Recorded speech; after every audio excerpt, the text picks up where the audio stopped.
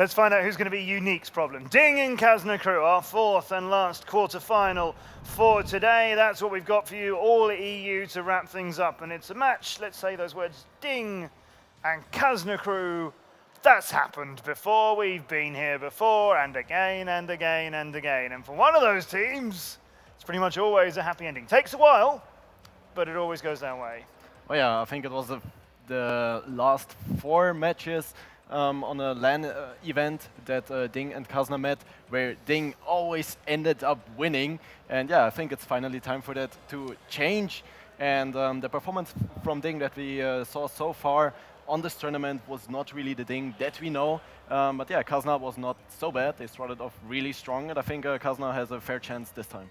Well, to get through the groups, Kazna had to use some of their strategies, which is a complete disadvantage, really, because they have to use a lot of their good material, and that gives DiNG a chance to study it. DiNG, on the other hand, had a much easier time getting to this point. They haven't had to use all their strategies. Most of the closer results that they had were really just using throwaway maps, throwaway rounds. Doesn't matter for them. They knew they'd get through anyway. They could have very close with top tier, but they got through anyway. And really, I think the DiNG that we've seen so far is not even close to representative of the DiNG that we will see in this match. And the DiNG that we know are the champions of Season 1 over there, and Season 2, and the extended season. They won that recently as well. And runners-up at the grand final, that incredible game with them and Tornado, a bit one-sided, but DiNG were there, and they made their appearance on this just brilliant trajectory of performances in domestic server and at big internationals, and we are here at the final battle. They'll want this one, and they'll be confident they can take it all of the way. It's a big deal for Kazna crew, not only with the history behind them, but with DiNG on the surge that they've been on. Well, what really goes against DiNG this time is that they're missing Breakneck, one of their key players, one of their key damage dealers. He actually is one of the best budget players on the entire European League, I would say. And yeah, and actually another point that goes against them is that Kazna are finally playing with Nexus, also one of their key damage dealers. So this is going to be a fact we definitely have to consider. So DiNG and Kazna crew are our last game of day 4 here at the final battle. Let's go to our stage. We've talked a little bit about who's here and who isn't here. Let's see them, and let's see if they look ready for this quarterfinal. DiNG are up. So the reigning European champions here, DiNG, strengthened, I would say, even although we haven't seen it yet in the tournament, I would say strengthened since the season final. Ilian, actually one of the ex-Kazna members there. He knows everybody pretty well, also knows some of the Kazna tactics, I guess, understands their general playstyle, but I think everybody in DiNG knows, or both teams in general know each other pretty well. Marida, one of the just realizing the camera was on him. Oh. Yeah, looking confident there, up for a joke, that's always good. Losho joined very recently. Yeah, actually joined very recently, coming in for Koritz it was. Right in the middle of the season, a little bit of an upset, but he stepped up. DiNG has not been weakened, they've been strengthened, in fact, in my opinion. Towards the end of the season, they certainly pulled in a lot more victories than they had been doing at the beginning of it. Hoknik there as well, one of the original founding members. Made a banana give him the needed energy, the much needed energy against Kazna. Yeah, like also up for a joke. But yeah, Zafar in the background actually looking fairly At least someone serious. there is got their eye on the prize, fully focused. Zaf playing the season in Go Hard with me and has come in to DiNG to replace Breakneck, which are big shoes to fill. And another replacement here that came in before the season, Senya, 4 positive, that we just saw in the match before, but so far he did really well. And Shokish there, the captain, the heavy mighty player, snack. consistent player, the mighty snack at the end of the table. Business face on at this end of the table. Bananas in faces at another end of the table, but they are the reigning European season champions 3 times in a row, and they're DiNG.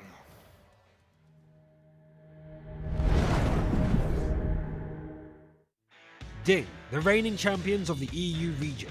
Although their rough online performance this season makes them Europe's 2nd seed, DiNG are expert LAN performers. The season began strong for DiNG, taking the victory in the European El Clasico against Kazna crew, proceeding to win their first 3 games. It didn't last, however, and soon something went wrong. In the following games, DiNG were unable to create any kind of competition for their opponents. Mid-season, in a turn of events, Captain Koritz leaves the team.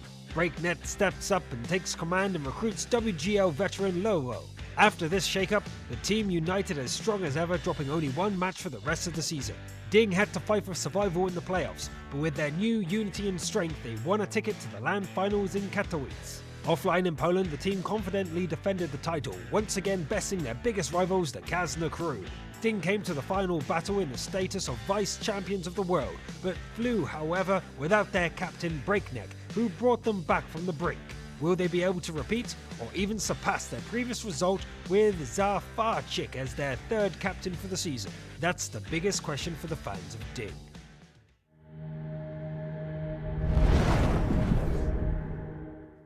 DiNG looking happy and ready on our stage, and we've talked a bit about how they get on at finals. Let me ask you this.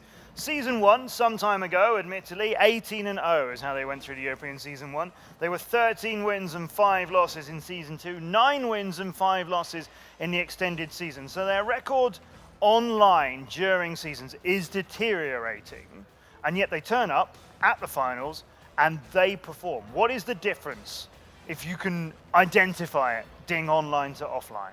Well, I guess that's not really about DiNG, it's more about the other teams being not as strong at LAN. We know that DiNG is a very strong team at LAN, that there is usually they're even stronger offline than online. And for other teams, also especially new teams, that's not the case. So, well, the way that normally falls is down to the preparation and the training that you have beforehand. Before LANs, DiNG does prepare very well, they train very effectively, and that's probably one of the key advantages they have over some of the other teams. Kazna's record in the season, they were first at the top of, at the end of the extended season they were first, but then it turned out to be second after the finals to DiNG. Again and again and again. yeah, Piotr here, one of the recent pickups of Kazna, usually plays his T100 Lite. I guess Lucky's gonna love him for that. Yeah, also there's actually, he joined the team back then when I was still playing for Penta. Never forget. Yeah, never forget. We had to disband the season after that. Because of him, Haiba, one of the founding members, definitely the guy. The founding member, really, you know? Yeah, the founding member. You're right there. Yeah, one of the most experienced guy in the entire league. And sitting beside him, we have Nexus, the big carry, the damage dealer, in-game kind of, you know, quick shot caller. He's got all of the skills. Yeah, we saw in the previous videos where they asked the players for the most dangerous enemy or dangerous player in the EU League, and I guess some of them went for Nexus. Yeah, definitely a guy we gotta watch out for in this match. And you gotta remember, at some of the previous LAN games Kazna has played, they haven't had Nexus, and they've still done very well. So surely they can only be strengthened with him here today. Vetso, the guy that joined shortly after the forming of the team, and yeah, still in the team together with the legendary Haiba. And yeah, Diplomat, you also played with him, Niall. Yeah, very cool guy, very nice guy. Kazna there 2 seasons ago from Go Hard, having played, I can't even remember what team he played on. It was so long ago, it seems so long ago. And at the end here we have Isne with the famous Swedish flag on his chair at all times. Our only Viking in the league, yeah, looking very happy, looking prepared. The camera's not gonna blink. But yeah, always playing his Swedish tanks, and definitely he is really stepped up from playing the tier 8s in the previous format to now really performing well on tier 10s. We welcome them to the quarterfinals. We're pleased to have this contest for you. This side of the stage is Kazna Crew.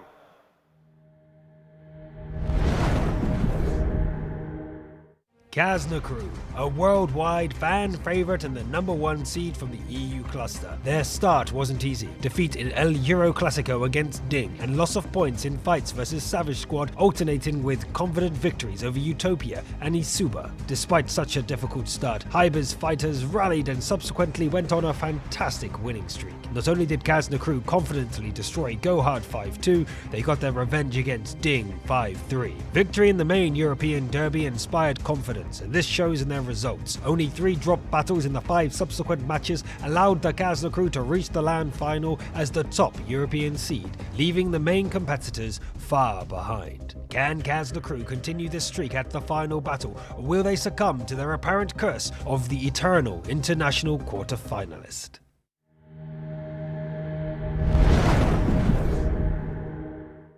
Luke's right, the eternal Quarterfinalists. Well, they're in one again, and it's the one that maybe they would have expected, maybe a lot of people would have predicted, because it does seem to happen in World of Tanks. We get this contest, our Classico, El Clasico of the European server, DiNG Kazna crew, turning up to a LAN, facing your nemesis now. Certainly we can call them that. And you lose to them again and again and again. And DiNG are in this game, remember, with a performance of 5-4 and 5-0 to be here, whereas Kazna crew 5-1 and then 3-5 to Tornado. They've had the harder route. Can they turn it around? This is how we'll do it. San River to start, and I already know that San River will be the tiebreaker again. It's not automatically worked out. It is going to be San River this time. I think the bans here are pretty good for both teams. DiNG banning out Moro, very good choice Pretty against obvious. Kazna. They played a lot during the season. And Himmelsdorf is a constant ban for Kazna, so they got that out of the way. Sand River's the first pick by DiNG. I'm not sure if I quite understand that. You know, they trained a lot with the Russian teams during the online season, and none of the Russian teams were training Sand River, so any experience they have will be very recent. Guess to they see have how that something goes. really special prepared for that on Sand River. Well, I suppose actually Zaf was training it with us, so maybe he has some tactics that he's stolen from our online season. I think what we really need to watch out for here is actually Ghost Town, because so far Kazna have won 3 out of 4 rounds here in this tournament, and DiNG haven't played it at all yet. So I think if it comes down to Ghost Town, then Kazna's definitely gonna have the advantage there. But actually, Ghost Town being DiNG's pick, they must feel fairly confident. They had a 76% win rate on Ghost Town during the season. That, I think we could have almost predicted, certainly the bans, not the order of the picks, but that's as good a match, I think, as we would have hoped for. It's like, okay, we're not playing this one, we're not playing this one. We know they would have banned those out. Picks-wise, this is a really good battlefield. Now we've got to go and do the predictions bit. All right, so you've seen me a few times through the 4 days we've done in the final battles. I'm the guy who's championing the underdogs and hoping that people are going to turn this around. We've had such a good tournament. This tournament deserves that massive story. We had a big one yesterday. Let's have another big one today. Kazna crew to beat DiNG, but I will give DiNG the credit of saying it goes all the way to the tiebreak, 7-6. Well, I think I really have to agree with you here. I'm also giving Kazna a 7-6 here.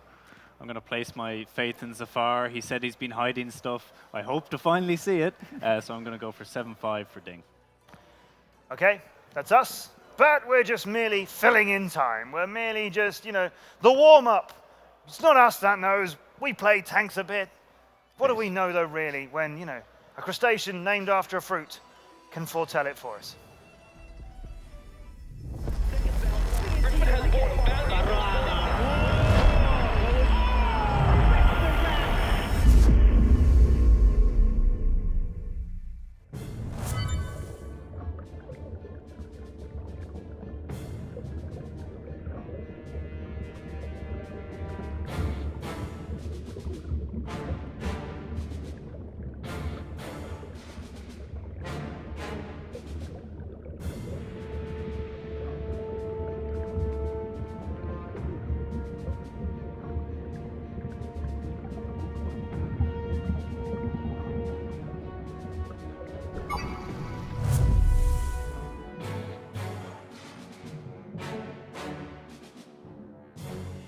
DiNG are going to do it again. All right, well, we wasted our time then. And that's just going to happen now because Tomato says so. What do you think? WOTfinals.com. Meet Tomato the Lobster, make some predictions, try and win some amazing prizes. There are really good ones. And remember, this isn't all over yet. It's semi-finals day. Tomorrow, let me take a few days off before the 23rd of December at Wargaming Fest when the 2 final teams of the final battle will scrap it out for $150,000 in that magnificent trophy on our stage. WOTfinals.com. Make sure you get your predictions in there. We've done ours. Tomato's done his. DiNG versus Kazna. Let's not keep that from you any longer. Daki and Mojo, you have an immense match to take us through today to wrap up day 4. Thank you so much, Matt. And Analysis Desk, that is true. I think this is the 5th time now in a row that I'm casting DiNG versus Kazna crew. 3 seasons, New York as well, and now at the final battle once more. And I can tell you one thing, we are on opposite ends of the table here. He's a Kazna fanboy, and some people would call me a DiNG fanboy. Yeah, I would call you that, definitely. But I think the tradition will be broken here, and this is the day for Kazna to win. But before that, I need to correct this disappointment for Analyst Desk. Guys, Kazna name is older than tanks, and the founder sits here. You, So boys, I made the name in a different game and carried it over because we were winning there, then we started winning here. So that's how it goes. Yeah, but yeah, that's true. Mojo was pretty triggered about that one. Mojo, some traditions are just not meant to be broken. You know, some traditions are good. Some traditions are meant to stay in place. And the tradition of DiNG taking down the Kazna crew, I don't think today will be a day where we break traditions. Because so far, all semifinals going as expected. And I see no different in the future here. You know, talking about break, I don't see breakneck here. So I think that tradition will be broken now because at least we have that little help. You know, I think Zafar could be the best thing that has happened to DiNG since 2015. He will carry them to victory. He wasn't able to do it with Gohard, but a different team, different players, no Annihilator. Maybe it makes a difference. Maybe Zafar will bring some tactics from afar. We will see if that will work. But DiNG is now on attack on Sand River, and we have 3 i7s. 4 i7s, even 2 budgets, and a light tank. Seems like offensive. Niall enjoyed that one at the very least. But now He let's deserves get to into get it. schooled. Yeah, let's get into it. DiNG versus Kazna crew. Our first map, it's going to be Sand River. DiNG moving on to the attack. Kazna crew on the defense. And Mojo, what do you expect here coming out from both these teams? Aggressive approaches, that should be the way all the time, all the way. This is the match I was expecting entire day, the closest matchup for sure. DiNG was really shaky in a startup period. Kazna was doing super well until the moment when they played Tornado. In one moment they just broke. Yeah, so far, opening moves here from Kazna crew. Kind of aggressive, but those Very i7s. very aggressive here. Pushed by light tank and a budget on the lower side. Covered by Patton. i7s, look at their position. Completely unconventional play here. Unconventional play coming out from Kazan already. Call me Piotr going aggressive. bounce. That's a non-connection on the track there from Alien. The second one does go through, but Alien in return getting Amorak. That's an IS-7 shot from the far and not from Zafar. Wow, wow. Piotr smartly stopped here and didn't push on because those 2 IS-7s from the middle were aiming and waiting for him to do exactly that. Piotr is dodging the bullets here, but this is the unspotted push by these i7s. Haiba and Diplomat are trying to engage here, but the problem is there is already rotation here from DiNG forces. Call me Piotr dueling it out versus Senya so far. Senya having the better, but Piotr about to get some support. The likes of Nexus, the likes of Durs moving in closer. Alien now puts in a shot in towards Haiba. Senya needs to be careful because Durs is coming. And he doesn't know it because he was busy with Piotr all the time. Durs is coming now. He's gonna clip out Senya, that's for sure. Here comes Durs together with Piotr on towards Senya. Senya trying to run, nowhere to hide for him. That T100 gets struck. Yes, Durs took a lot of damage, but the first kill going in favor of Kazna crew. It's unconventional Sand River. Unconventional by far. This is totally interesting to watch. Both budgets of DiNG are now ready for that counter-attack, but there is 2 i7s and the Patton covering Durs while he's in reload. And Piotr on one shot is leaving because he's a light enemy and he can do it unspotted.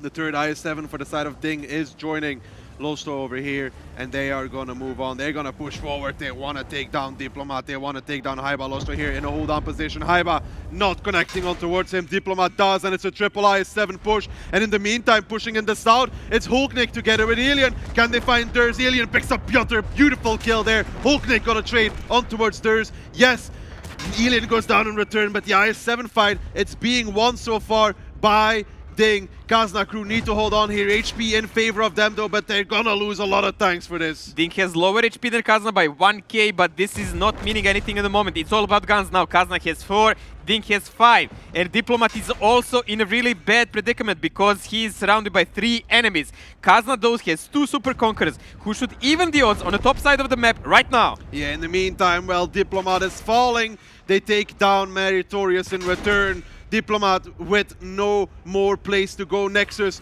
gonna try and make the crossfire here. Beautiful shot on towards Hulknik, that M48 pattern delivering. Nexus now gonna continue, and if they do take down Hulknik, they'll have control over every single angle. I just broke my Wargaming pen while I was watching one moment, but never mind. 3 guns of Kazna are on really high HP. Good thing going for them is cooldown super conquerors on upper side of the map.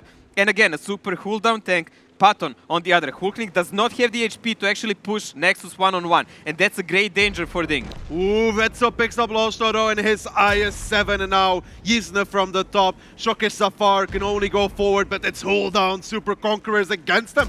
And Kazna crew with the unconventional Sand River are making it work on this first round. Nexus from the far, Vetso Yizna chiming in from the sides, and that's going to be Shockish left alone against 3 tanks. Hulknik can just watch and see how Shockish goes down. Nexus coming in with his 3rd kill, and it's going to be Kazna crew on Sand River defense to pick up this first round in these quarterfinals. What you cannot do by shooting, you can do by ramming. Brilliant game here coming from Kazna. Completely unorthodox approach here. Something we are used to see from them and super cool to watch. This was interesting and I'm really looking forward to see what's going to be in the next game. Unconventional Sand River from both these teams. Kazna crew to pick it up. 1-0 for them. They're going to be happy about that start. But now DiNG transitioning to the defense though. That was a weird Sand River from both these teams. Yeah, but I think DiNG was pretty much caught off guard. They didn't expect this level of aggression. Even when they saw that light tank approaching, they knew there is something fishy cooking.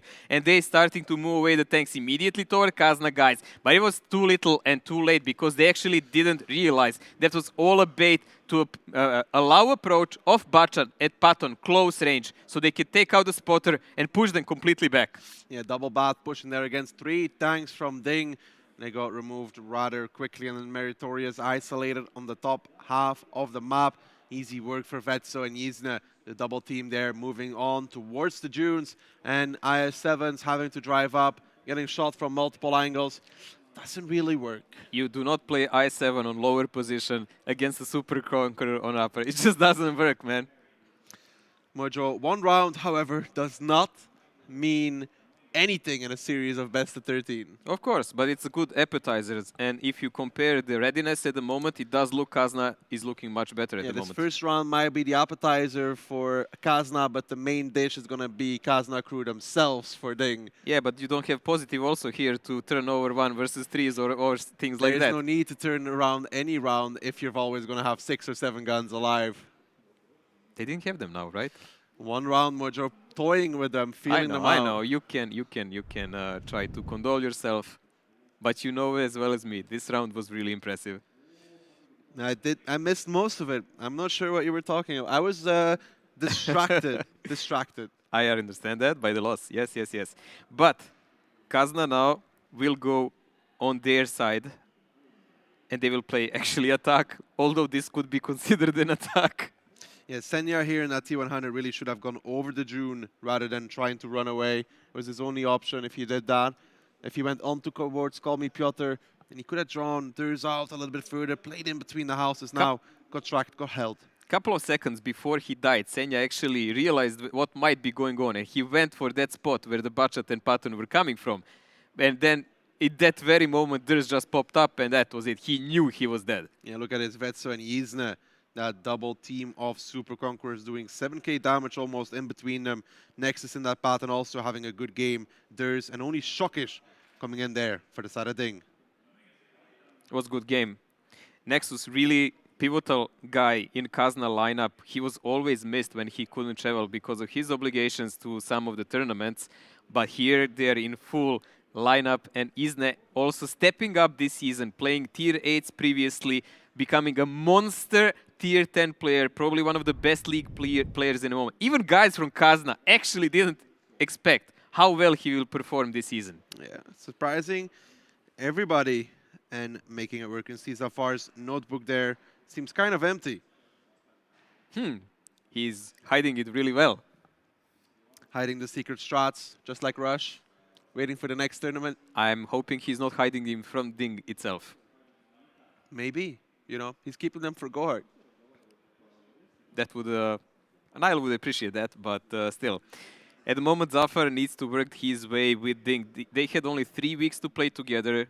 Hulk already told it in interview. It's not easy. DiNG is not a team that switches players often, and in this season they switched to their leader, original leader, Koritz, and then Lolosho joined to fill up the gap. And then at the end, after they won the European finals so confidently and played so well, Breakneck cannot be here, so Zafar is playing. But there you go. DiNG is playing their defense now. Kazna attack, 4 Bacchats, plus a light tank, plus 2 heavy tanks. This is, again, something unconventional we're going to see here. Yeah, it's kind of light coming out on the attack. Speaking to Breakneck beforehand, yesterday, he said this was either going to be a 7-2 or a 7-6. in favor of DiNG. Well, let's see how accurate is he from that amount of time and space away from here. Well, DiNG on the defense now, down 1 round, want to make it all even, obviously. Not give Kazna crew a map advantage. Kazna crew on the attack, and so far, Mojo, what start? Aggressive approach on the lower side of the map. This is something that we expected, and I think DiNG also, because when you play with this amount of butt shots, you need to get close, take someone by surprise, and then run away and reload, because 4 butt shots, that's a huge number of non-armored autoloaders. Already a lot of spots here coming out for the side of DiNG and Kazna. Super Konkai 7 being lit up for DiNG. Double bat being spotted. Piotr going aggressive there. Also makes a connection, does not hit it though. The important thing is what I'm interested in. Does Kazna want to bait them to come this way and then rotate with budgets fading away to completely other side of the map? But DiNG has decent map control here, and it's not easy to do. The only worrisome part is like this light tank down is not really well covered. It's only one budget who can actually help him. Yeah, Lowstone now starting to get pushed on a little bit by that IS-7. Senya, Yizna trying to trade here. Diplomatics, the first connection. Celian from the far lines, he needs to be careful in that bat. Not to overexpose. Haiba now taking a shot of damage as well so far. Early Celian trades. just dodging this by a second. Early trades in favor of Kazna.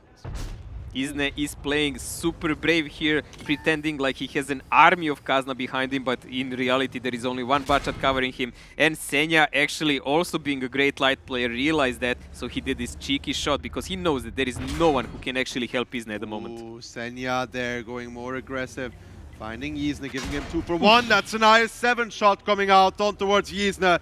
Dropped low now, Senya looking for the trade here, he misses. But luckily enough for Yizna, that is, Senya going to continue the aggression, wants to find Yizna in that T100, drops in towards a one-shot, tracks him again. Yizna does not have a repair kit, Senya should have the kill here, and that's Yizna down, and Senya with a beautiful play there, removing the T100. In the meantime, Losta is on fire though in the I-7, burning down low, so that's good for Kazna crew in return.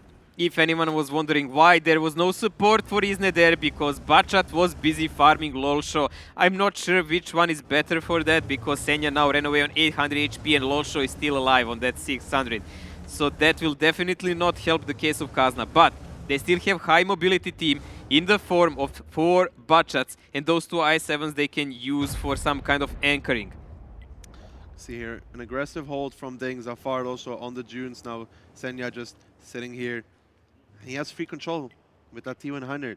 Yeah, Izne played it a bit carelessly. He was greedy for the damage and he allowed himself to get outplayed by Senya one-on-one, which is not something you often see. Izne is usually the guy that wins those engagements. Talking about Yizna beforehand, and then Things happen.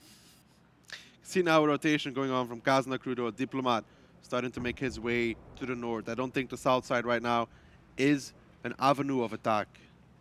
10.3k HP. Kazna has 11.2k on DiNG's side, but there is a tank less in Kazna's ranks. DiNG does not have to do anything. They just need to wait and see what will actually be the Kaza's rotation. They're covering their ground really well. STRV is spotting the upper side of the map and controlling it together with Super Conqueror, and we have 2 Bachats just ready to do a crossover shots and rotate left and right wherever they're needed, saving their HP. That side of the third there of that I7. Hard to pen. Vetso looking for the angle. Goes up a little bit higher on more elevated terrain. He needs a spot now to see where Zafar is looking. And Nexus is the guy to do that, but this is almost impossible shot. If that connects, that's a super RNG. And Nexus is actually getting a shell in his face himself for the privilege of spotting. Kazna crew Mojo, how do they approach this round now? Where's the opening for them? Well, the problem is time is ticking away and they actually do not have the opening now. I think they will have to rotate the forces away, but there is the big problem with that. The I7 in the G6 position is deep down in enemy territory. If he tries to run away, the enemy will see it, and if they leave him, he will die for free, because Bachats of DiNG will just go and kill him. So Kazna cannot really do that, and that's a big problem. So the main forces will have to be kept on lower side, so they have some crossfire with him. And if they want to rotate anything from up, it can be only smaller force. But that's almost impossible, because Super Conqueror and STRV are there. Super Conqueror actually rotated up and DiNG is mastering up for a push on this side. Yeah, look at that. Double batchet in position for DiNG as well. It's not looking good for Kazna, one would say. There's not getting spotted out as well, but everybody from DiNG is in this area. They suspect this push to come out. I7 from Kazna on upper side of the battlefield is trying to close in now because they know this is coming. They know this is coming. There is almost 3000 HP advantage here for DiNG now. Yes, Afar in the meantime taking some damage, but now Haiba getting pushed on. Meritorious taking the front and support is just not there. Mary gonna have a field day with that I7. Shockish as well with the heat ammunition. This should be Haiba out. Shockish does not miss those kind of shots. And DiNG now with a massive lead over Kazna crew in this round. Zafar goes down, but in return almost double the HP available for DiNG. 6 guns versus just 5. There is definitely a disturbance in the force. DiNG is progressing. They have the HP, they have the positions, they have the number of the guns on the positions when they want to fight.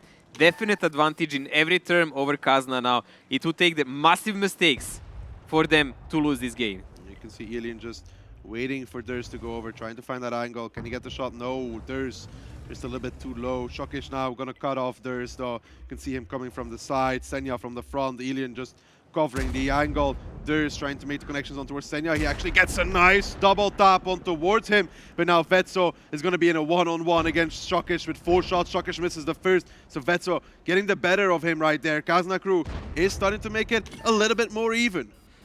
Kazna actually doing decent, but still the HP deficit and armor deficit in this game is huge. And let's not forget, Ilian and Shockish, both on Batchats, have huge pool of HP to play around. And yeah, this is it. 4 guys remaining here for Kazna compared to 5 of DiNG, and DiNG has armor to play around and a lot of rotation force. They have the round under control, and I don't think these 3 minutes will bring anything different here. No, 3 minutes left now. Kazna crew not even starting the cap. Just when I say that, they, however, go in towards that capture circle, but still, DiNG with the HP, DiNG with the guns, should not throw this round. This is the last resort moment here now. Kazna is leaving 2 Batchats on this side to keep the locked of tanks of DiNGs as much as they can, and 2 guys are on upper cap. And that's just pray the gods that no one comes on time who can actually reset them. Volknik in the STRV will be the first one, and he is going to be annoyed to deal with from the front. Meritorious now getting shot by Durs, immediately spotted out. Nexus as well. That is Shockish and Elian pushing forwards. Durs will not last in this round much longer either, as Elian picks it up. And that is 2 guns remaining for Kazna crew, and they're both in the cap. 17 seconds, 15, Start 14. praying, Mojo. Start praying. I am praying so much, man. Piotr spotted out. Huknik setting up in the STRV. This should be the shot coming in here in just 1 or 2 seconds. 3 seconds left now. Double reset for the side of DiNG. And Kazna crew pick up their first round, but DiNG pick up the second. All even coming out of Sand River. That's a moment when you are saying to yourself, why are these seconds so slow, man? The time is just not running out fast enough. DiNG very, very well done in this round. Reading Kazna movements, interpreting them well, stopping them in their routes. Isne, with that little careless play, when he tried to shoot an I7, practically lost the round because he allowed Senya to overmatch him with HP, and then he had to run away, picked up another shell from I7 on the way, and that was it. After that, the ranks of Kazna just collapsed, like dominoes. Yeah, that T100 always vital in a matchup like this. Without him, Senya having free control over the entire south side of the map. All the spotting in the world. Well, Mojo, that is Sand River done. We're going to be moving on towards Prokhorovka. Prokhorovka is going to be a very interesting map. DiNG had some dodgy games on it. They were banning it for the most of the season. Then they started to surprise the enemy with it by losing 6 games in a row. That was very surprising for all of us in that moment. But they progressed from there and they found their game on the way. So DiNG here has idea how to play it, but I would say still that Kazna is much better team on it. Well, you can't ban everything, can you, Mojo? DiNG had to pick between Morovanka ban or Prokhorovka ban. I would say Morovanka is far better ban for them. One would agree with you, especially after the way Kazna played against Tornado. It was actually not bad on Morovanka whatsoever. It was good. It was like slight mistakes that and I'd actually say Tornado costed is a them much better Morovanka team than DiNG will ever be. Exactly. So smart ban there by DiNG. Bans are really tactical part of the game, guys, so you should have really avoid what you cannot beat. Everyone, if you have a team who can play every map, and DiNG is such a team, they can actually choose what to ban against who. Yeah, good stuff there from DiNG, making sure to clear out the south as they move forward. And Kazna crew, pretty much once they lost, he's in a really, really tough spot for the rest of that round. Team looks like they are getting ready. They for put the Yzna next. first now as in the high five train, so he can't miss anybody. What Ducky means, like when it was European Championship, everyone did a high five, but in that moment, Yzna's computer died and TeamSpeak died, and because they have these headphones that are mufflers for sound, he can't hear anything. So everyone was waiting for him to do high five, and he was waving his hands like, "My computer is dead. What do you want from me?" It is a good meme video after that. That is very true indeed. Shokish there, good plays during that round. Very nice shooting as well, coming out from him on towards Haiba. Shokish and Ilian controlled the game well. After the light died, they also saved HP and just played counters whenever it was needed. Damage blocked a lot there for DiNG, but Kazna was outgunned in those moments. Kazna crew. Prokhorovka should be their map, Mojo. Should be. Because, I don't know. If there is the chance here to lift off like 2 games from DiNG, this is it. Because I don't fancy their odds on Cliff that much. Neither do I on Mines, neither do I on Ghost, and neither do I on Rurenberg. I mean, Cliff 1-1, but Mines and Ghost. Mines is really good map for Kazna also. I know, but still, DiNG with their training partners. Kazna has training partners also. Mojo, that's besides the point we're trying to make here. Yes, Kazna has good training partners, but DiNG probably has better ones. Depends how you see it. Mojo, it's like playing... Say it out loud, then who they are. No, why would I go... Then don't go there. Mojo, some little birds can just not... That is a Yak Panzer 100 on the fence. We've seen this one before. I'm sorry, Jordi, Varis versus Messe. There we go. Jack Panzer in defense. I'm not really a big fan of this. I mean, They it's used really it slow. against... was it against... It was against Navi. Was used once, and I really didn't like it. Wasn't it against... No, was it against... He hit one shot in It was entire against game. Rush. Yeah, it was against... No, they were still called Navi back then, I think. Yeah. It was against Navi, and he set up in 1-2 line, and Navi YOLO'd the middle because they were so afraid of the Yak Panzer, and he did 1 shot of damage. One shot of entire game, and he bounced a couple. That's even worse. That gun is so trollish, man, even with all that penetration. Let's see, it's a Yak Panzer E100, a crowd favorite, great to play against in randoms. You peek around the corner, you take 1,150 on average to the face, you're like, worth it.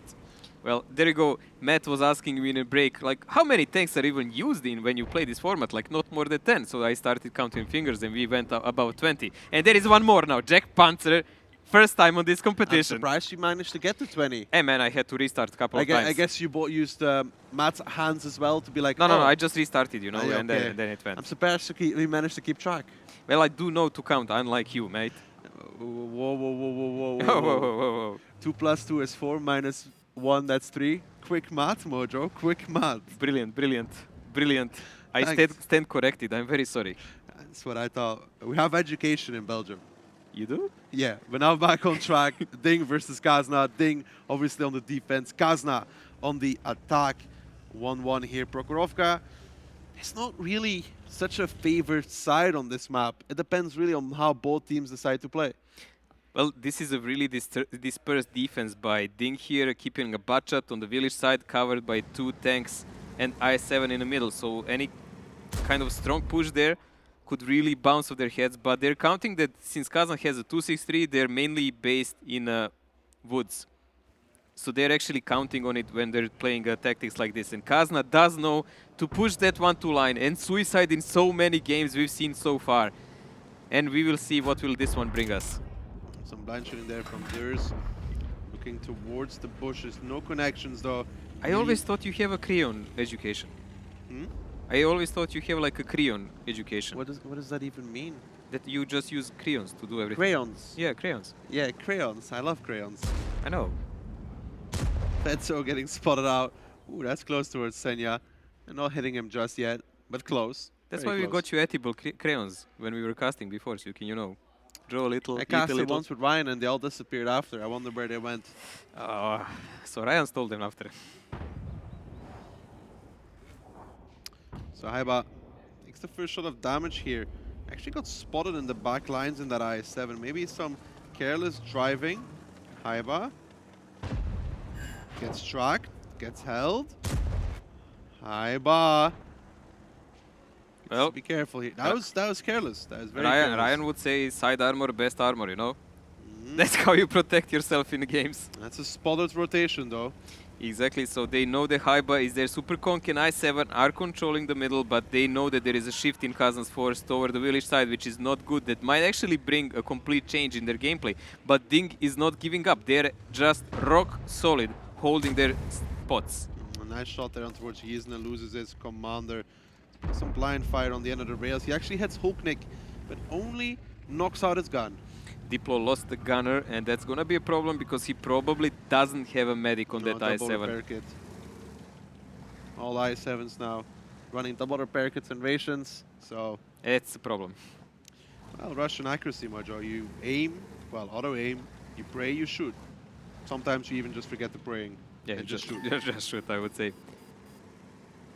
Hulk and Shokish, pretty much the key people in this game now because they need to do the damage wherever Kazna pushes left or right. They need to connect those crucial shots. The rest have to just hold on.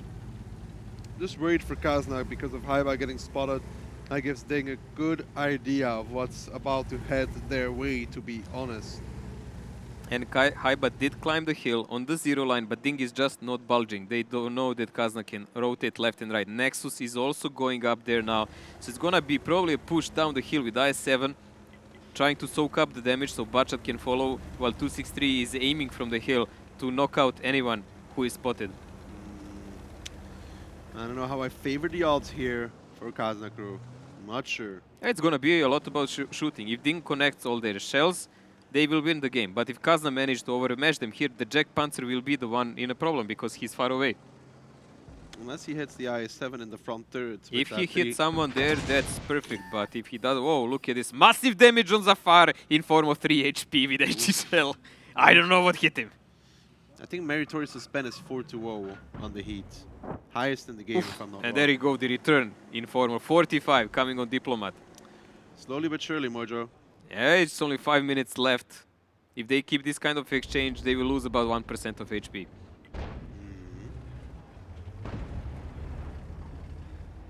HE versus HE, but Yizna in return takes a big APCR pen, however. No HE being fired by Ostro. He doesn't do that kind of business. He just bends the cupola. I7 on the hill is spotted, and I think DiNG pretty much knows what's gonna happen next. They're already pre-aimed. Let's see what kind of connection they will do on Haiba. Haiba now driving down already, takes 2 shots of damage, gets tracked as well. He needs to make it down all the way. Can he actually do it is the question. He loses his gunner as he continues driving down. The shooting here from DiNG on point. Haiba down towards a 1-shot. Can he make it across? IS-7 now going full speed. 379 HP remain, and he's just about alive. Wow, that gunner dead But turret Ilian in there, but return, though. Ilian on return is on 190 HP. That's gonna be an easy pickup for the Bachat from Kazna that is coming after him. Yep, so far so good for Kazna crew. Haiba still alive. Ilian, he's going to be going to the grave in a few seconds as Durs is closing the distance in the zero line. That will be Ilian falling in this round as the first victim. You can see Durs now, slowly but surely, getting in position to kill Ilian. Ilian knows he has nowhere to go. Will do one more shot of damage normally. No! Oh, Doesn't mighty even get Bachat that. armor, mighty Bachat armor. Durs actually managed to bounce that one, so he's on full HP. You can see the shield with 390 guys, and he picks up the first kill here. Although you can pretty much say that Haiba is very close to there. Hulknik now in the STRV going towards A8. A lot of time here being lost though. 3 for- minutes left. Yeah, that's a lot of time lost for Kazna crew for one tank. Hulk is already pre-aiming up for a moment where Durs would peek, so he can shoot him. Kazna does not have some really super fast force that can actually go and flank him. They would really require one more Bachat to do the job. Actually, I think it would be about time for Piotr maybe to go together with Haiba and take him out. wonder if Meritorious already got to fire this round. I don't think. I really don't think so. Durs needs to be careful. He's going to peek up now. 2 minutes and 2.5 minutes. Mary's Vetso is moving. alone. Mary's on the move in the Jagdpanzer. Vetso is running away, unspotted. Senya and Jack Panzer all still there. There we go. Haiba is picked up by Hulknik. I believe that's a bit careless move by him. I really don't understand. Why was Bachat not already there with him? Hulknik now gonna be trying to look forward, but Durs is coming from the side. He wants to clean up this STRV. Hulknik just realizes what's happening to him. The first connection coming towards Durs, but that Bacha will just get on the side of the STRV. One connection from Durs. Needs a few more, 2 more to be exact actually. Hulknik, is he gonna flip Durs? He's actually got him stuck. That's great stuff actually for DiNG, to be honest, because Durs cannot kill Hulknik. Unbelievable. They're on top of each other, and Durs is stuck. And Durs goes down towards Shokish. A magnificent play from Hulknik. Unbelievable. Even dead Hulknik managed to do something smart there. I mean, it's connecting smart and Hulknik, that's really hard. But Meritori is now playing against Vetso, picks him up for 1k. Vetso is split in half. Piotr is on low HP and cut off. I don't think Kazna can actually get this round working. No, I don't think so either. And 9 seconds actually before Meritorious comes off reload in that Jagdpanzer, and it's a scary sight. Vetso trying to hide around the corner. Can Meritorious find the angle? But that's another HE penetration coming out from Shokish. And look at the crew damage on Vetso. 3 of them down. Meritorious now looking towards Piotr. Can he get the shot? The Jagdpanzer aiming in. He shoots, he misses, but it doesn't matter. 1 minute left, and DiNG on their defensive round are making it work. That's amazing. That is Unbelievable amazing. what happened there between Hulk and Durs. But what can you do? I don't think the Jack Panzer was really in effect here. It didn't really matter. In this kind of game, they just scared Kazna off pushing 1-2 line and forced them to come in here. And it was not the best display. I really believe that Piotr should have been down there with Haiba and pushed the STRV. They pretty much sacrificed Kazna so Durs can push him from the other side. Meritorious with another miss in that Jagdpanzer, firing about 3 or 4 times, getting only 1 connection. Maybe he'll get it now as Piotr and Nexus are closing the distance. Senya trying to get the angle from the side. Molstov picks up Piotr. Mary about to come off reload with a dead gunner. Can he get the shot? Can he not? Let's find out as Zafar pushes over. Nexus down towards a 1-shot. Senya comes in from the side, and that's DiNG picking up Prokhorovka defense. 2-1. 2-1, good start now here for DiNG coming back and taking the lead. Prokhorovka's first round is done, and Kazna needs to rethink a bit how will they attack it in the future, but that doesn't really matter now because they will be on defense. Well, defense in their case means that they can also attack. It took so long though to make their move. It was just too long, and they were forced to do some really silly things after that. Well, Hulknik tried to do a silly thing, and it actually worked out. I'm really looking forward if someone actually asked him, did he mean to do it, or if it was just a panic move that worked? Of course he will say he meant to do it. Because he's so smart, right? Of course he will say he meant to do it, Mojo. That was all calculated. Everything is calculated in this game. Would you say no, it wasn't planned? I would say it was 100% planned. I knew what I would was say doing. it as it is, man. If it's not, lucky me, bad for you. Sometimes, Mojo, it's good to sweeten up the truth. Sweeten up, that's how you call it? Uh-huh. Is that one truth that is not truth? It is truth as long as you believe it in your heart. As long as in your heart what you are saying comes across with conviction, then why... So that's how you do it, okay. Yeah, man, you just have to be convinced in yourself, in your heart, that what you're saying is true. And then it is true, at least for you. And that is a truth as well. As long as you think that is what you said is true, that's I lost you enough by for me. half. Never mind now. Let's watch these guys. See, Mojo, I always win. I just keep on talking until you like get confused. Until everyone dies of boredom? Or Wow, whoa. I don't hear anybody sleeping on the analysis desk just yet, so I think we're okay. Okay, we're going to check on them later. This is the moment where Kazna really had a nice lead, but simply time was an issue, and this was really cool move by This is Hulk. great. And This Shock is so is fun. just farming Durs with HE in the This meantime. is going to be such a meme video. Poor Durs. This is not a nice way to be remembered, mate. Oh, man, that's great. If Durs stayed alive, he could have actually done something, you know? Yeah, like kill the Super Conqueror, do some damage, cap pressure, whatever. But the game is done. I wonder how that went in TeamSpeak.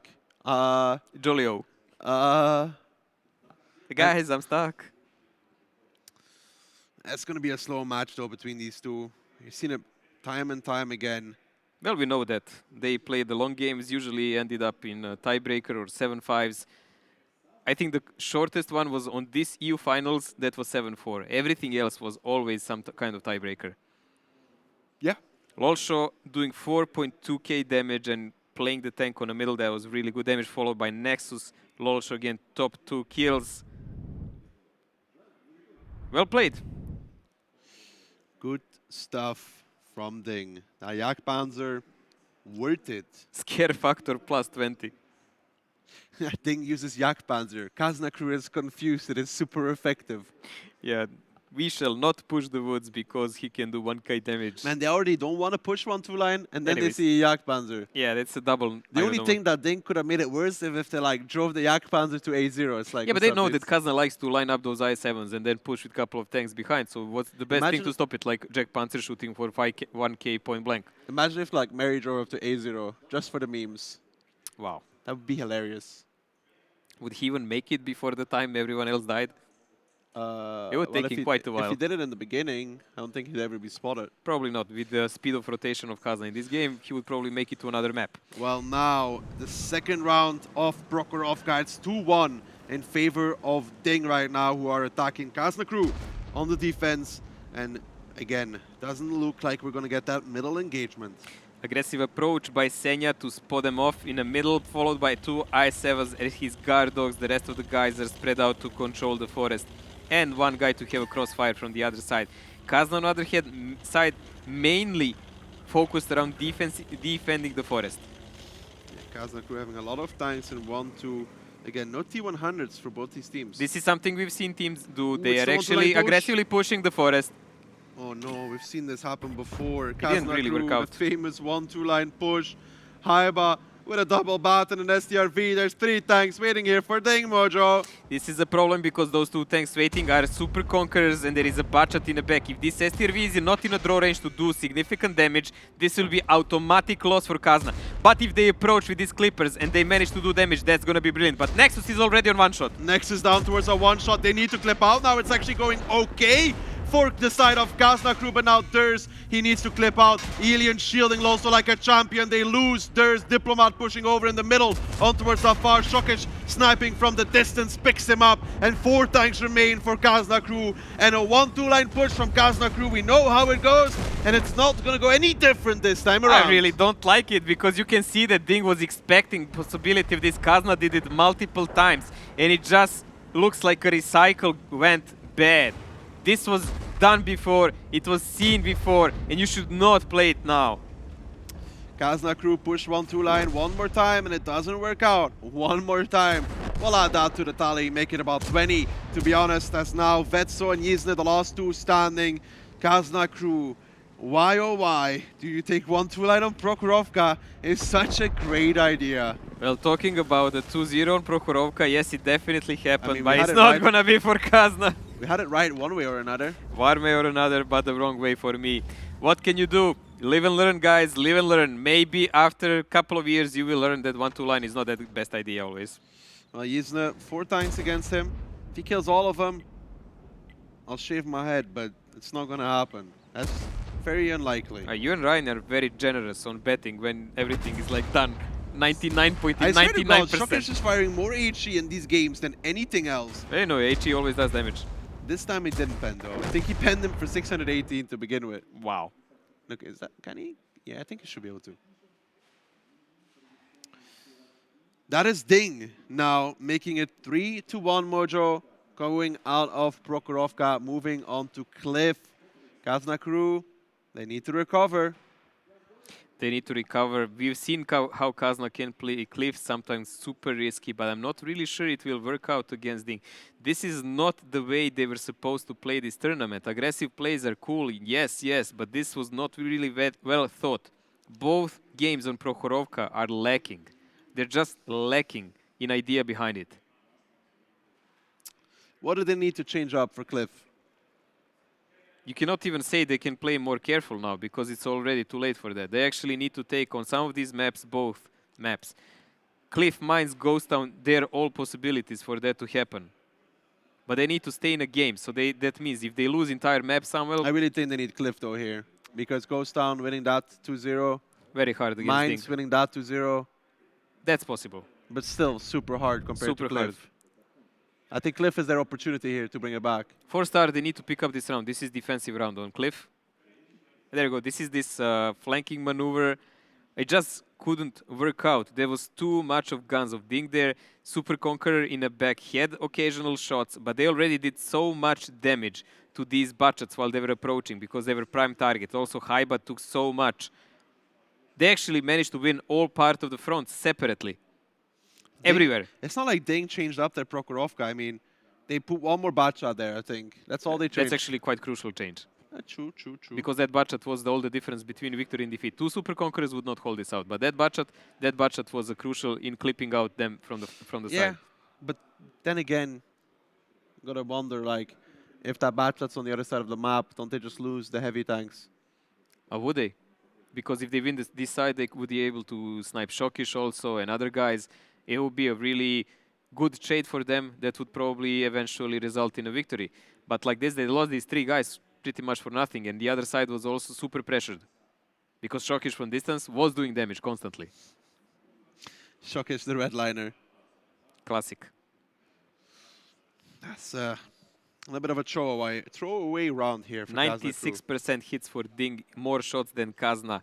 85% penetrations both. This is really good stats, but just flawed tactics by Kazna again.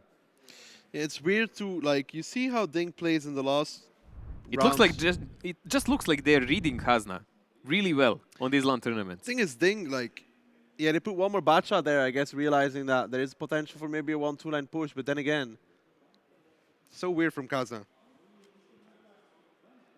They must have had a reason to do it, at least. They wanted to surprise them, but when you want that, that means you want a kind of a quick win. They were definitely not expecting this kind of defense. No. And it was not a defense because DiNG is attacking, but they still went for them. Mojo, it is going to be Cliff now coming out between these two teams. Double IS-7, 4 bats at T100 for the side of DiNG on the attack. Kazna crew on the defense, however. Double IS-7, STRV, triple bat, and a TVP. TVP most likely. He can either go down and wait and see who is coming, or he can go on a corner to see if someone is crossing on upper part. It's going to be interesting to see where will the light go from the DiNG. He should go toward the middle, but maybe they have some other plan with it. So far, you can see 3 tanks, 1-2, 4 going up. Kazna crew needs to defend this. They need to pick up this round. If they don't, DiNG going on 4-1, then transitioning to the defense. It's going to be a landslide. And Breakneck's predicament can come true then. That is true. Senya here just climbing up 1-2 line. Definitely not the middle. Showing off his climbs in the T100. He could be very annoying if Kazna crew do try to go 1-2. He will be super annoying because we already saw that Kazna heavy tanks are going down, so he will spot them early and they will know he will shoot them in their butts all the time while they will not be even be able to lift the guns. Kazna looks like they were expecting a heavy push on 1-2 line. They had so many guns lined up there, but there is no one from DiNG there. They're already pincering the tower. They're already going toward the 2 cap and toward the middle. Yeah, there's all these guns from DiNG on the eastern side, and from Kazna crew now the rotations need to come out. Senya did get spotted in the T100. He took a big shot in return as well. Clearing him out is important. That's Haiba over there. There's another shot on Senya. Did Haiba climb like a medium? Yes. Oh, that's a really good thing by them. They've been doing that before now, and a lot of teams as well. Senya does go D-spotted, but he goes down to 587 HP for that.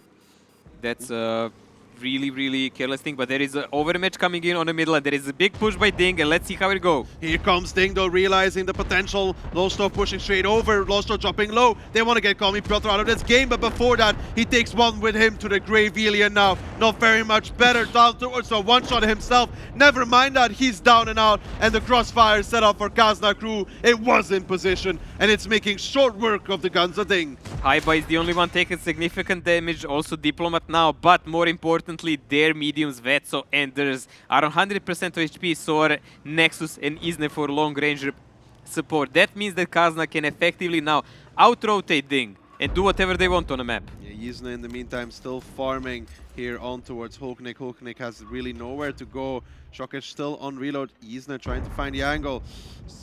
No, looking... Trying to be annoying and maybe track him here, but sooner or later he will get another shell in, and Shokic will be able to do nothing about it because he's stuck behind the rock. Yeah, he is definitely stuck behind that rock. DiNG, 3000 HP down. Well, make that a little bit more as Durs gets a nice connection on towards Zafar. Kazna crew looking good in this round. Durs getting another one on towards Zafar. That's at really I7. good connections in that position. Yeah, good stuff there from Durs. Kazna crew with 6 versus just 5 guns should be in prime position for this. Man, I haven't played tanks since we left here for Moscow. I'm kind of itching now. Vetso taking first shot for him, but now Kazna can actually effectively finish up this round. Hulk is down. Senya managed to pick up Haiba here, but the ending of this round is imminent. Durs there with some great shooting really from that batch. Yizna is on fire. Yizna is on fire. I don't think he will just about burn down though, as Zafar goes down towards Nexus, leaving 3 guns alive for DiNG. Yizna in the STRV still alive, and DiNG go for the overmatch, but Kazna crew with a good hold. Vetso picks up Shokic, and that side of the battlefield is clear. Senya is taking some damage there. Meritorious will be soon surrounded by enemies. Kazna crew and DiNG trading blow for blow now. Meritorious in the IS-7. Nexus comes from around, has no issues whatsoever with that IS-7. Senya now pushing in as well. The T100, the last remaining survivor. Durs misses the first. I don't think he'll miss the second, however. There we go. It's Kazna crew to pick up the first round on Cliff on the defense, making it 3-2. And what a round that they desperately needed. It was a great round. I actually expected a stronger push by DiNG around the hill, but they chose to press the middle, and they took so much damage in an established crossfire by Kazna. Kazna played more cautious this round, and it paid off handsomely. If they played Prokhorovka like this, they might have been on equal score or even on leading. But what can you do? Live and learn, guys. Live and learn. Now Kazna will have to prove they have some plan in attack of Cliff. And if they do that, they will be back in the game. If not, they will be still chasing their own tail. Well, they still have the second round of Cliff to go against DiNG, so they could make it all even. It's what they want. Reset this series, move on to the next maps. Reset. It's so easy to say, because when you are down 2 games and you're closing into the rest of the match, yes, we've seen teams who are really capable to do it. Kazna is one of them, but DiNG is not a team that likes to drop that kind of advantage. Not that kind of team that usually drops an advantage like that, at least not at finals like this. No, they're a team that's used to winning by now. The only difference is not having Breakneck or Koritz with them. I mean, if Kazna doesn't beat them now, I don't know when they will. Their next generation will take revenge. The sons of Kazna versus the sons of DiNG, the Great War. Well, the Kazna is long-lasting name, so everything is possible, you know. Man, Even in the next game, if it's needed. maybe they can, like, you know, well, yeah. World of Tanks 0.30 in the space. I guess they would call you Granddad then, right? I mean, if it's the sons. Daddy-O. Yeah, whatever name you prefer. I'm just thinking of what we would call it. Grandpa Moja.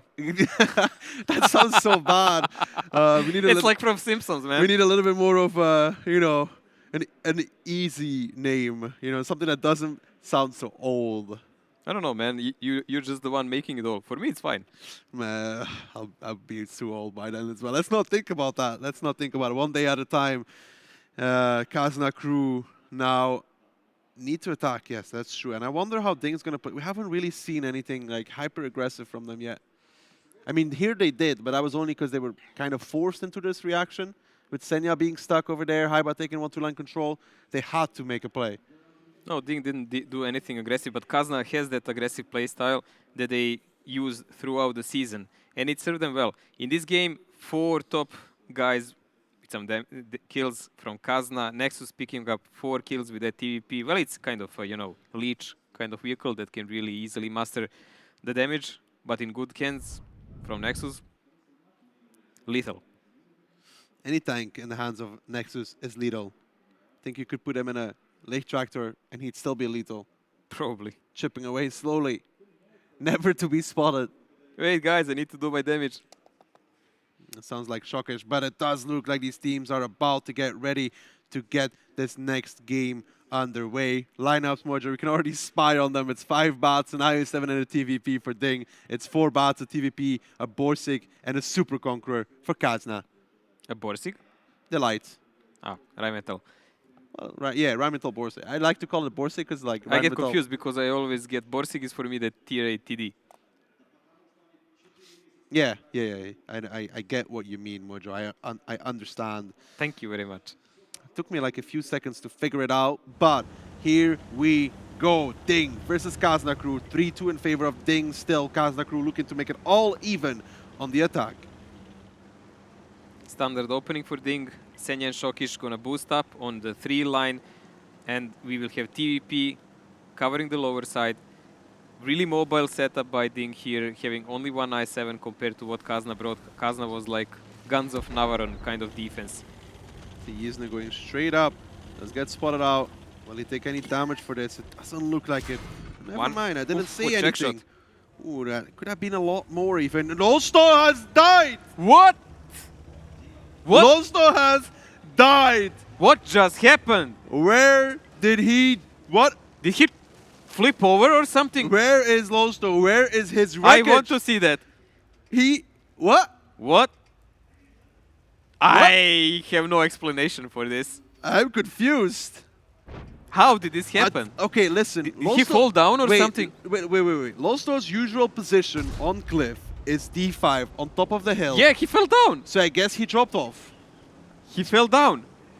That's- Unbelievable gift for Kazna. If Kazna doesn't equal the score now, they don't deserve to win the tournament. They don't deserve to win this match. Well, This must be the game they actually take the reins. Like, this is a freebie. the HP is even though. So there is that for DiNG. But there is a gun less. Shh, Mojo, we don't need to talk about this. Senya now pushing on the J line. He might find Nexus though. I like the calmness that they actually have. I mean, when this would happen, I would probably be out of my mind, but thank God these guys are professionals and they know what they're doing, so they're gonna try to deal with it as he was killed by some miraculous great crossfire of Kazna. Senya now spots out the TVP of Nexus. Nexus takes the first shot of damage. Nexus takes the second shot of damage. Good stuff there from DiNG, making it more even. Meritorious now on the crossing. He gets tracked, he gets held, he gets shot again. That's Diplomat in the Super Conqueror with help from the hill. He should... No, he's not going to give him one more. Meritorious does get across, and now Vetso taking some damage as well. Forced lucky back one. behind the rock, and DiNG, they have the HP lead. They actually do have 1k HP lead, although they have the gun less, and they're slowly closing in on Kazna guys. Now some significant push by their force can actually really jeopardize positions of Kazna. Nexus here is in trouble. Senya starting to make his way up. Can Nexus survive? Can he make it out? Senya climbing up behind him. That will leave Diplomat exposed, though Diplomat now taking more damage. Alien from the top. That Super Conqueror seems to be in trouble. Alien getting some nice shots through, but in return gets clipped out by Senya now. Will be making it up, but Vetso pushing in from behind. 500 HP advantage still for DiNG here, but Ilian, if he falls, that will be pretty much it for DiNG, because he is the pivotal here in their positions. Now Meritorious is in between Kazna guys, so this is a problem for the Diplo is dropped in that Super Kong, but Meritorious is the next target. Meritorious being the next target here. Vetso actually gets his turret knocked out. Now Piotr Vetso trying to clip it out. Senya is burning down though. Durs is pushing in to try and get the kill on towards him. That's a full HP bad shot committed to on towards the skill of Senya. Senya drawing them around the corner. Meritorious picks up Vetso in the meantime. Piotr's on reload as well. Kazna Crew, this is not going well for them. Piotr now down as well. It's 3 versus 5 guns. And even with Lowstone, that Kazna Crew falling to pieces. This is really bad misplay now. Durs is wasting such a time trying to chase Senya, and the game from a gifted freebie is going to the tatters here. Durs is stuck down. There is 2 guys waiting for him on the top of the hill. Only cover he has at the moment is Nexus. Thank God for him. Nexus is a good one to be relied upon. Yeah, but so much damage left to do for the side of Kazna Crew, and they're 1 gun down, Mojo. They're 1 gun down. And Meritorious is still alive. Meritorious is alive. Losho didn't even fire in this round, and Kazna Crew is a gun down. Unbelievable, unbelievable, unreal even, but it's happening, so what can you do? Mojo, you called it a freebie. I don't know how Kazna crew is going to be feeling about this round now. If anything, it adds insult to injury. Probably what I feel about now times 5. Oh, look at that. They're going for Haiba, though. Haiba is getting chased down. Hulknik already crossing. There's a batch with him as well. It's Zafar. Can Haiba make it out? He seems to be just about be okay, but still, he's going to need a friend. Haiba is spotted and he's going around the hill there, but he needs to pick up Meritorious, but that's not a shot that's easiest to make. Durs is gonna pick up a couple of the shells. He's checked. He has the repair.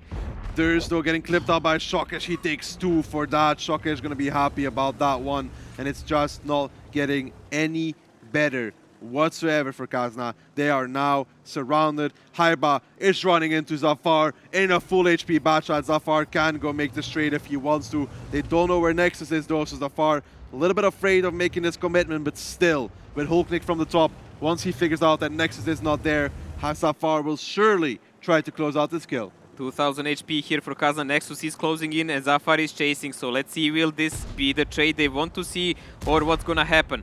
Nexus is spotted, so Hulk can actually do some pressure from top also.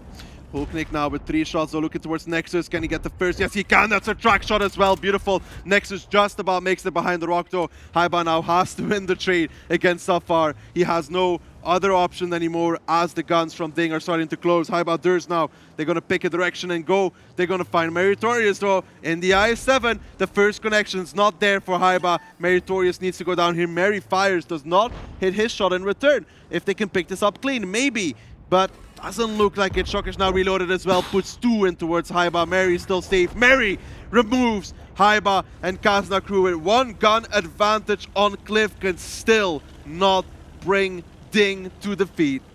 Unbelievable that Kazna allowed himself to split the guns so much and allowed DiNG to approach them so cheaply. Ilian played it really well on the middle, and I would say he was a crucial one for this victory. There's a last guy standing here. I think it was really foul move when he was chasing Senya down. If he didn't take him out in the first second, he should have been up to help his team finish off the other targets. If that is not a confidence booster for DiNG, then I don't know what will be. 1 gun down, and still winning, Mojo. And for Kazna crew, they had 1 gun advantage, and yet they managed to lose. What can you do, guys? Live and learn. They will have a couple of minutes now because it's 6 rounds and they will make a little break so they can cool off and reset for the next of the match. They'll definitely have to live with it. This is definitely something they could have utilized and they could have used, but things happen and DiNG is still in the lead. As Kazna crew and DiNG take a little break to recover from that one, we'll do the same and let you enjoy that cliff round.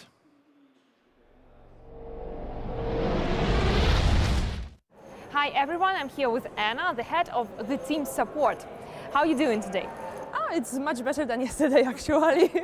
I won't ask why, because I understand you. So, tell me, you're the head of all the pro players support team. How to make a pro player happy? It's not so easy when you have 96 of them, but we are trying our best to actually listen to every one of them and try to make their life during tournaments as easy as possible. So, tell me, which day is the hardest? The day when all the teams arrive to the event, or maybe the media day, or the first day of the event. Which day is the hardest for you and your team?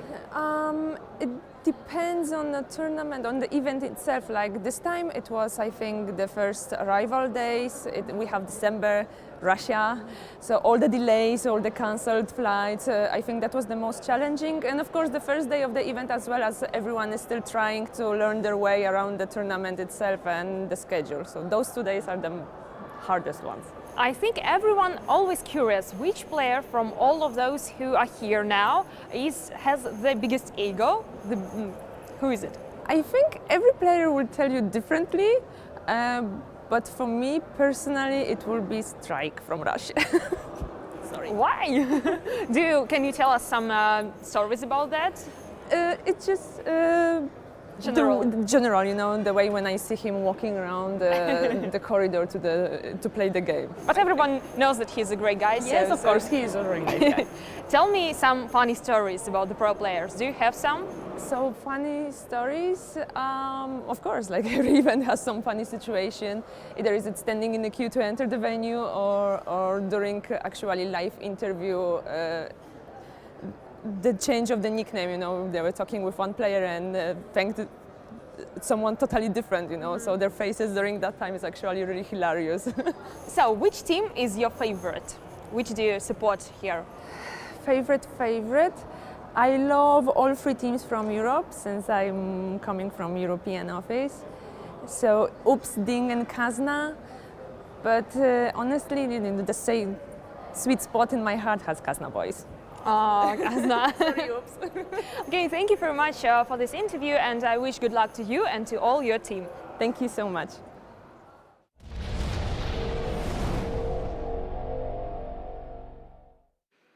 Sweet spot for Kazna crew. Well, doesn't seem to be helping much, does it, Mojo? Well, what can you do? At least you get some help somewhere. How does it feel, Mojo? 4-2.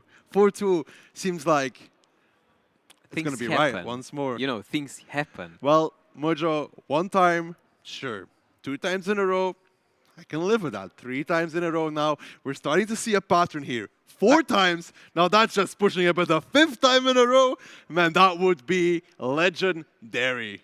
Well, they just did a sportsman thing when they saw a guy down on another team. They offered them a helping hand by not winning the given round, I guess.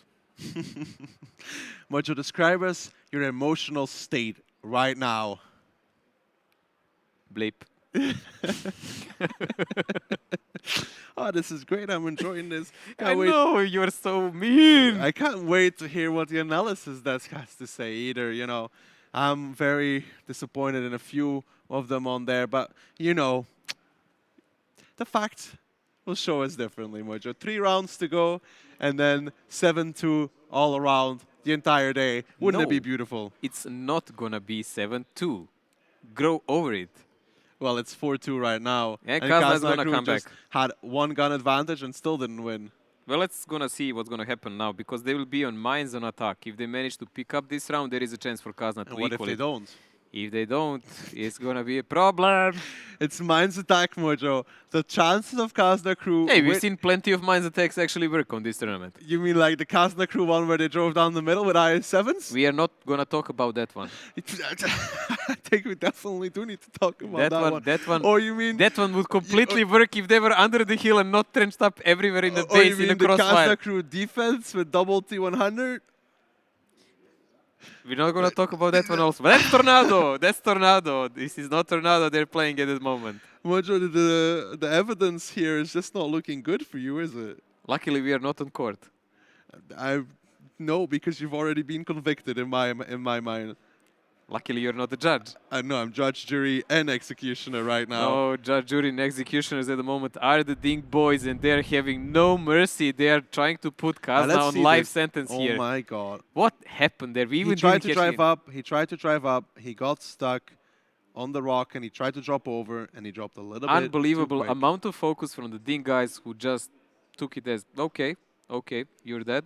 We are still going to keep playing, keep it cool, I think Kazna crew was so shocked by what happened that they didn't know what to do anymore. They're like, there's no way.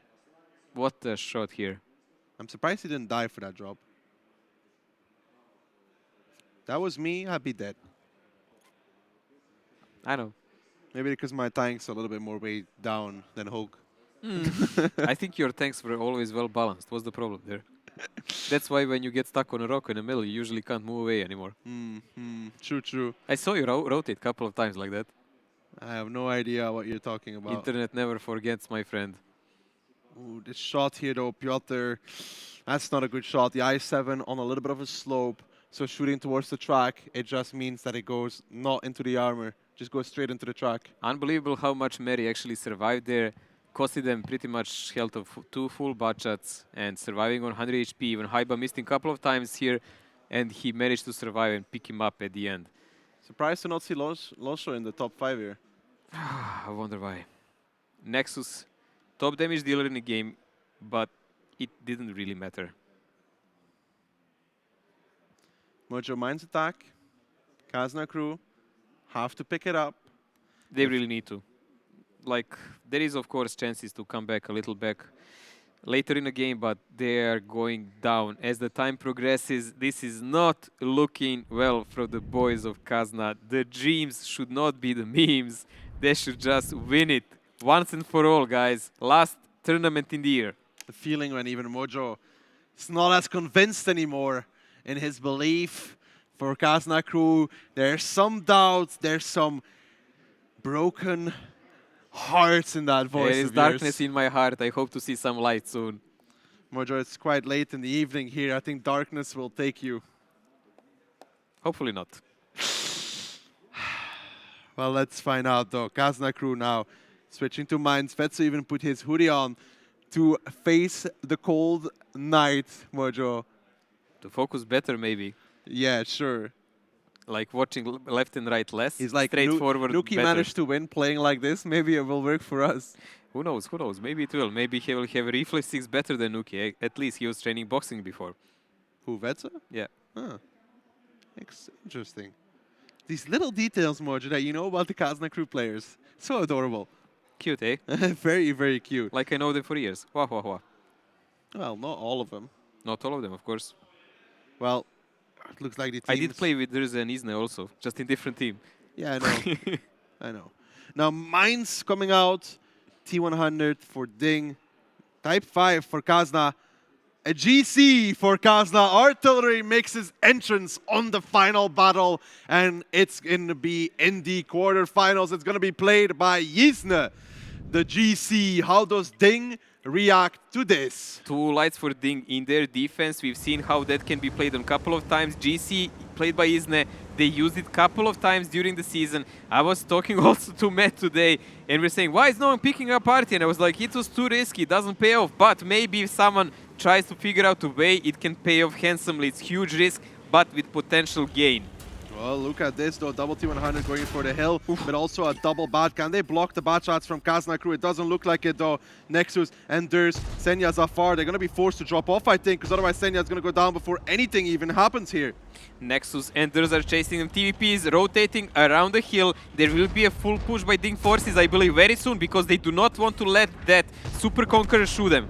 Yeah, the Type 5 just about to get in position as well. The Arty is off of reload. There needs to be a big connection now coming out from Yisne, because otherwise the guns from DiNG will overwhelm Kazna crew. Here we go, the crossfire setup. Losho in the Super Conqueror, the first focus for Kazna crew, and they're making this work. I don't think DiNG expected this play to come out from Kazna to still be aggressive. Look at this Arty shot that disable Ilian and Lolsho here. The health of Kazna is looking really good. 2-1 pretty much. TVP is in the back, but he will come out of the reload really soon, actually. Yeah, Vetso Piotr here behind the rock. Ilian gets focused down, gets removed from that. Senya now fighting with Durs on the hill. Durs is still on reload, so Senya can make this work for him, but he has another batch to deal with as well. It's Nexus who comes off reload in 6 seconds. Yisne picks up Stockish in the Super Conqueror. Vetso kills Losho, and 2 guns remain from DiNG, and I don't think they expected the aggressive play. No, this is a Jack Panther play from DiNG's returned in their face on the mines with the Arty played by Kazna.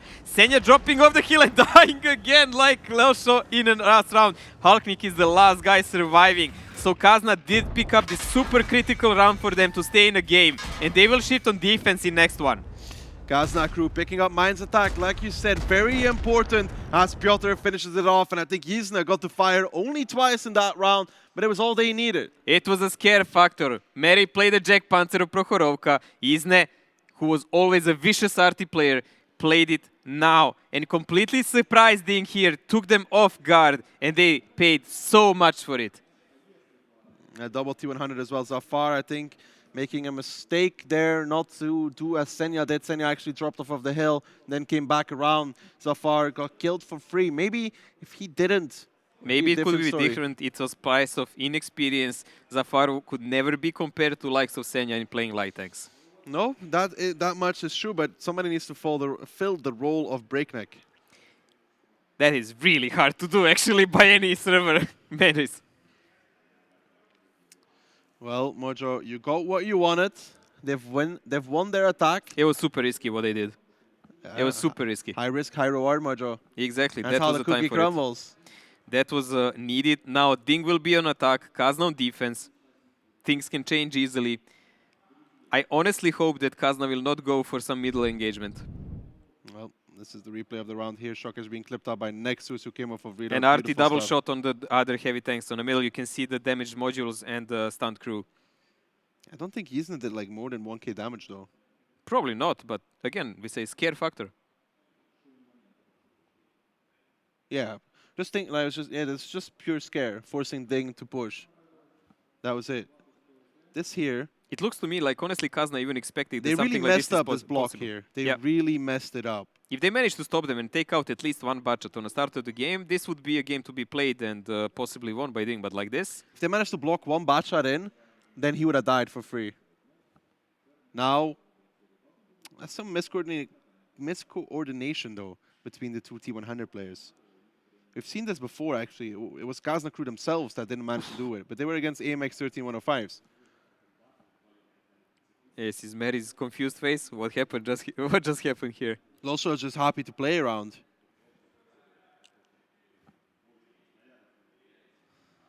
They already saw that they will have that crucial game in their pocket, and it didn't happen. Not a happy face by Senya there. 4 guys for Kazna on a top page by damage here, but that was expected because this was pretty much their game all the way. Yeah, this was their game. And Hulkling, the only one from DiNG to sneak into that top He 5. came from the back and fired in the back, and he was pretty much ignored most of the game. Well, good stuff there from Kazna crew. Very risky tactic with very high reward. Mind's attack is theirs. Now they get to defend. So far, we've seen pretty 2 tactics by Kazna that were rather high risk on Sand River and here, and they both worked. But some of the stunts they did on Prokhorovka were definitely not worth it, especially the one in defense. I think the main problem in this game, even if you go over that gift from DiNG in their defense and they're still winning the round with 6 guys on 7, the push of Kazna and Prokhorovka on 1-2 line while they were defending, I think this is the one, if they lose a match, that's going to be the one to hone them. DiNG now coming on the attack of Mines, still in the lead. But now they need to take this attack. Otherwise, Kazna crew is going to bring it all even to 4-4. All they have to do is win their defense. Kazna playing really heavy here, E3, E4, and a mouse. This is a setup we haven't seen in a while. Nexus and Vetso will stay in a base to defend it and guard it. They're going to count that maybe DiNG just doesn't have a tanks to deal with it. But look at this, DiNG has actually 1, 2, 3, 4 1-1-3s, which is really more than sufficient for a strong push, plus a Lol Shock who will probably stay on the top of the hill no matter what. Senya here just trying to spot out the climb. There will be nobody there from Kazna crew as Piotr is I7 on is 1-2 line. spotted crossing on the island. Isne is going there. They pretty much know already that Piotr is also there together with him. So they're making a really good block if anyone decides to push that with 1-1-3s. Piotr can make a good block for Isne so he can play hold down Look at against the them. 113s. They're going to push Lolstro up the hill. Calling it now. Yeah, So he that would doesn't be take the any better way damage. than for him to take damage while he is actually crossing himself. Because he can easily get shot once or twice while doing so. Miritori is going to back off, take some speed. And then they should be able to get up. Friendly nudge. There we go. Let's go. Gain some speed. Hey, Good stuff there, Mojo. We said some tactics are being hidden. And I guess this is one of them. it's good time for that because they know if Kazna equals, they will have a really treacherous and dire match on their hands. And Lolsha, being the biggest guy in the team, it takes a bit of a bump to push Yeah, him but out now there. they'll get a full HP Super Conqueror on the hill where normally you Where take no at one- least 2 or 3 shots of damage. And no one knows he's there, which is most important. And there is no light tank from Kazna who can spot him from top of the hill. So Kazna can maybe guess it, but they cannot know it, which is a big difference. Now, what does DiNG do? Well, Kazna has aggressive light spotter on the island, but he may be pinned by this 1-1-3. Now it's really questionable. Can he keep him there in check? Can he even run away on his own? He should be able to. Piotr was not even spotted. That's really good for him. So far, so good. Elian behind this rock, playing it safe. He knows Yizn is on the island. He's going to be joined by a Bachar of Hulknik. But he doesn't know how he got spotted, so he thinks there is someone much closer there. Senya going to try and climb? Looks like it. Does look like it. Still no damage exchanged on both of the teams. This is crucial round maybe really crucial round here, because if Kazna equals, they will go on Ghost Town, and anything can happen there. I think Senya will do the climb very soon, Mojo. And there is only Haiba who can shoot him as far as I saw. Maybe And Bachat the from Bachar, distance. at least 1 or 2 shots. But we have seen what the T100 just does. He knocks over the 3, and after that, he goes D-spotter.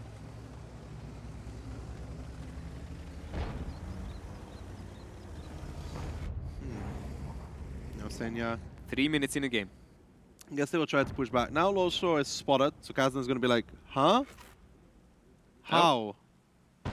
Well, it's a fact of life. It happened, so deal with it, I guess. Then 113 will try to spam Haiba and push him back away with a mouse so that light tank can climb up. And 113 will be in position to shoot towards the guns. Uknik here with a heat clip, trying to get a connection, but nobody from Kazna crew peeking that corner right now. Slowly they're checking out every position they can, maybe trying to connect anything blind they can, but it's just not happening yet. We are almost 4 minutes into the game. There is no significant progress by DiNG because Kazna, of course, doesn't have to do anything yet. Shokic here just shooting towards the bushes to find out if a Batchat is waiting there. Haiba peeking around the corner. Might take some HP damage here from Shokic. Nope, that missed. 4 minutes in. Time is ticking for DiNG. They will have to commit soon. In next 2 minutes, they have to do something. There is go. Isne does take first shot of damage. The good thing here for DiNG is that nobody of their team has taken any damage. And this is really going for them at the moment. Haiba gonna try and trade here with Shokic. Low shot. Oh, takes an HG shot to the face. First damage dealt from Kazna crew. HG always does damage.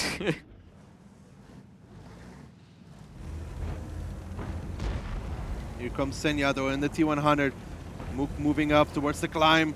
Can he do it in the first go? He gets spotted out. Senya makes it up. That's one shot. The second one should be coming through rather quickly. No, Ooh, he bounces. Misses from Kazna crew. Senya making it up. Pretty much full HP. He's going to be happy about that. Yeah, Batchat bounced one of him and Mouse completely missed him, which is a really, really not good shooting by Kazna. He was supposed to be on like 500-600 HP by now, but he's almost full. And he will be a huge problem because he can annoy that 50B in a base. DiNG by now knows exactly where are the tanks from Kazna. They know where they are. They don't have to think about it. They know the 50B is behind E3. They know Mouse is here. They know I7 and a light tank are on the island. They're going to keep a Batchat there to annoy them because they're not going to give them room to go and join their team. So Kazna is effectively defending with 5 guys here against full push of 4 1-1-3s. And we already saw that even when you have like team of 3 super conquerors, it's hard to hold them. It's hard, especially since they also have a light tank up on a hill who will be super annoying. Yeah, Vetsun at E3 is going to be difficult, though, for DiNG to dig through, isn't he? Yes, but Senya can shoot him from above, and the 50B can also be a good target for Senya, and from Super Conqueror if they push on back. Alien going to be the first one to go. No, waiting for now. As the rest of the team makes their way forward. As soon as the 113s are spotted, I think the light tank needs to push on island on one line, so at least the Batchat is not in the game there. And here comes the push. The Haiba takes the first connection. Meritorious Safar, Shokic moving down. Haiba comes out with a big connection. There comes another one on towards Meritorious. Even more damage being traded now. Senya peeking from the top of the hill. That's Safar getting wrecked by Vetso. Safar, it needs to get safe if they want to have a chance in this round. Safar tracked. Held. Can he survive? He just about makes it. He's going to be down on towards 15 HP. And now DiNG needs to make it work. They're down in HP. Another big hit coming out from Vetso. Ilian picks up Haiba though. So the first step in a 7-step program. Kazna does have good HP, but they're slightly losing the positions. They need to do something about it. Isne and the light tank are actually working their way toward the Batchat there. But there is also 113 up Ilian watching for Piotr and checking out what is he doing. Halknik is on reload and he's running away, but Isne is close by behind. Will he see him now and maybe connect in the back? I think Halknik should just about be able to make it across, and he does. Even unspotted. That's good stuff by Hulk. Realizing what could happen here for the side of Kazna. He spots out the IS-7. Isne does not know this could be a free clip for Halknik.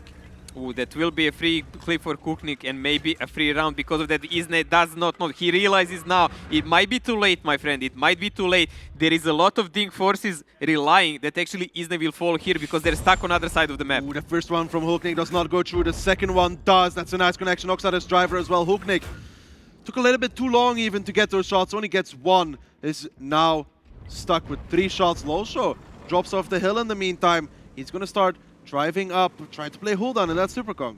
2 minutes. 2 minutes remaining for DiNG. Do they even have time for this? There is still 9,000 HP to dig through from Kazna, and they're already gathered up in the base to cover each other. Vetso on 100% HP does a great connection here on Lolsho. 113s are approaching, but Nexus is already behind the house, ready to clip out and support his teammate. Nice shooting there from Lolsho, though, on towards Vetso in that E3. Vetso is about to come off reload very soon. Nexus still waiting in a trap. Vetso now down below half. Shockage Mary peeking out as well. That's Nexus now coming out with the clip.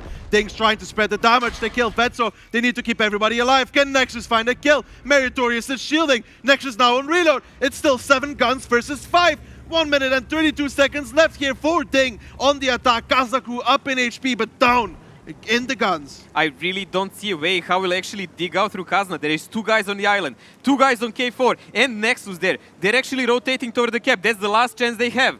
They're going to put double cap pressure right now, control the angles. Diplomat and Durst will have to cross over at one point. Senya controlling them from the top. Hooknik controlling a 1-2 line. Senya being annoying. Hooknik being annoying as well. Alien still doing the damage from the side. Can Kazna crew actually get back to reset? There you go, there you go. Durst is actually rotating and doing the move. I don't think they can. They need to. 40 seconds are there. Hooknik They now need to do crossing something over about as it. well. He's ignoring Yzna, he's ignoring Piotr as well. He knows Yzna is no longer a threat in this round. With 47 seconds remaining, Durst now coming around the corner, takes the first connection. He needs to make it to the cap. Durst, can he actually get a reset? It doesn't look like it. He's forced back off. Piotr not in position either. Diplomat's crossing. He needs to dive for this. Elian misses. 18 seconds remain. Nexus now pushing out as well. This cap is still on. 12 seconds remain here for Kazna crew to reset. 9 seconds now. Can they get a reset? Durst down towards the one shot. He shoots. He misses. Hooknik's on top of the hill. 4 seconds left now. DiNG, can they do it? 17 seconds remain, and it doesn't look like Kazna crew can reset. And it is going to be DiNG to pick up their 5th round here. Unbelievable the round that DiNG won here. They definitely deserve it. The decision making in these last seconds was absolutely brilliant, leaving Kazna speechless. Kazna crew with more HP but less guns, and DiNG making the perfect rotation on towards the cap, covering all the angles. Hooknik also leaving Yzna there. He's like, good luck with your IS-7 on 1-2 line. 40 seconds remain. I don't need to be here anymore. Who did this decision in the team did a marvelous job. This was the only thing that could dig out DiNG out of this predicament, and they did it. Well, DiNG now down 5-3, moving into Ghost Town. Mojo, the odds are stacking up against them. Definitely they're stacking for a while since Prokhorovka, but you can only win what you deserve. So Kazna needs to play better in order to go out of this one. Nexus in Snap out of these guys. Nexus in that 50B, not able to get a kill either. Crucial. He didn't want to sacrifice HP because he didn't see this move coming. He wanted to save him. He had 1 shell. He would maybe pick up a guy, but he was like, okay, I don't want to waste my entire HP for that, because he thought the time is ticking away and there is nothing that they can do about it. Yeah, he grabbed reload here as well, and then the cap on. Durst did not get the reset. Great stuff there from DiNG. I mean, 12 seconds were all that separated them. I think the Kazna defeat. in this moment should have pushed everyone immediately forward, not Durst first. Everyone, and then in that commotion, Durst should have went and resetted. Yeah, I mean, Piotr should have been the one spotting and Durst just resetting. Yeah, it was a misplay in Kazna communication at that moment, but as we said, DiNG really deserved to win this one. That was really nice. Great stuff there from Senya as well in that T100. Vetso doing the best he could from that position. You can't do much when you're approached. Like, I think these Nexus guys don't waited a miss little bit shells. too long as well to start clipping. He actually did a full clip on the heavy behind it. Yeah, but Zafar when was they were really happy pushing- to survive on the when- 15 HP. When Just they were RNG. pushing towards Vetso with the 113s, he waited very long to peek out. Vetso pretty much died by the time he was speaking. Ah, you mean in that moment? Yeah. Yeah, he was waiting for just a great angle. And that's it. So he wouldn't pick up the damage. I think they decided to actually sacrifice Vetso by that moment because they knew they had a crossfire by other guys. They just didn't see this option coming. They never saw it. Well, DiNG did, and that puts them on 5 rounds now. 1 more needed for match point. Nexus, he realizes the storm that's about to come. Crucial player in Kazna. Clouds are packing above the Expo Center, Mojo. Fog also. Now there is not even a moon shine, anything. Unbelievable that Ilian looks like he's losing and he's winning a match. He always kind of looks like that. He always kind of looks like he doesn't believe in his team. You know what I mean? Well, he didn't believe in his team. That's why he left Kazna. Wow, Mojo. You don't have to bring up those old wounds. It's not going to help anybody. But it happened already before when he left Lemming Chain. That is true. That is very true. There is a history, but it doesn't repeat too many times. Like, he does it only once in a while. Well, sometimes history does repeat itself, Mojo. Sometimes 5 times in a row. I'm hoping I'm going to be able to stick this back to you. But let's see what will Ghost Town tell us. Ghost Town might tell us, Mojo, that DiNG will go on match point. Maybe. DiNG is on defense here. They are playing with STRV, something that we've seen a lot of times, boosted by Bachat usually. We've also seen one surprise when the guys didn't do it. A lot of Ghost Town today. A lot of Ghost Towns last days, yes. Kazna playing with 3 Super Conquerors, 2 i7s, 4 Super Conquerors, and 150B. No mediums, no lights, nothing like that. We want to fight, we want to brawl. Mojo, this defense here from DiNG, I might have seen it before once or twice, maybe even in the last match. It looks fairly familiar, I would say. And the last guys who attacked from this side got obliterated. Didn't do that well. There is a lot of guns here from DiNG, 5 of them in total, covering this side. If Kazna continues here, it's not going to end well. He's Nevetso already pushing forward. So are they going to keep going in those IS-7s? There is double 50B, a Super Conk, and a Bat waiting for that. Vetso continues to push. Yzna as well. Can they make it across? How much damage will they take? Yzna takes the first, Yzna takes the second. Yzna gets tracked as well. Yzna takes a few more on the way. Yzna down towards a one-shot. Yzna obliterated within 1 minute and 5 seconds. And Vetso doesn't seem to be doing much better in that IS-7. Senya says thank you very much, as Vetso is now on 35 HP. He might be able to do some damage on towards Senya, but Mojo, Kazna has paid for this crossing. This is just not worth it. We saw the amount of guns that actually DiNG has there. Vetso will do more damage on Senya. Senya will try to reload on time to survive and finish him off, and then he will be safe there. 12 seconds remaining, that means Vetso can do one more shot.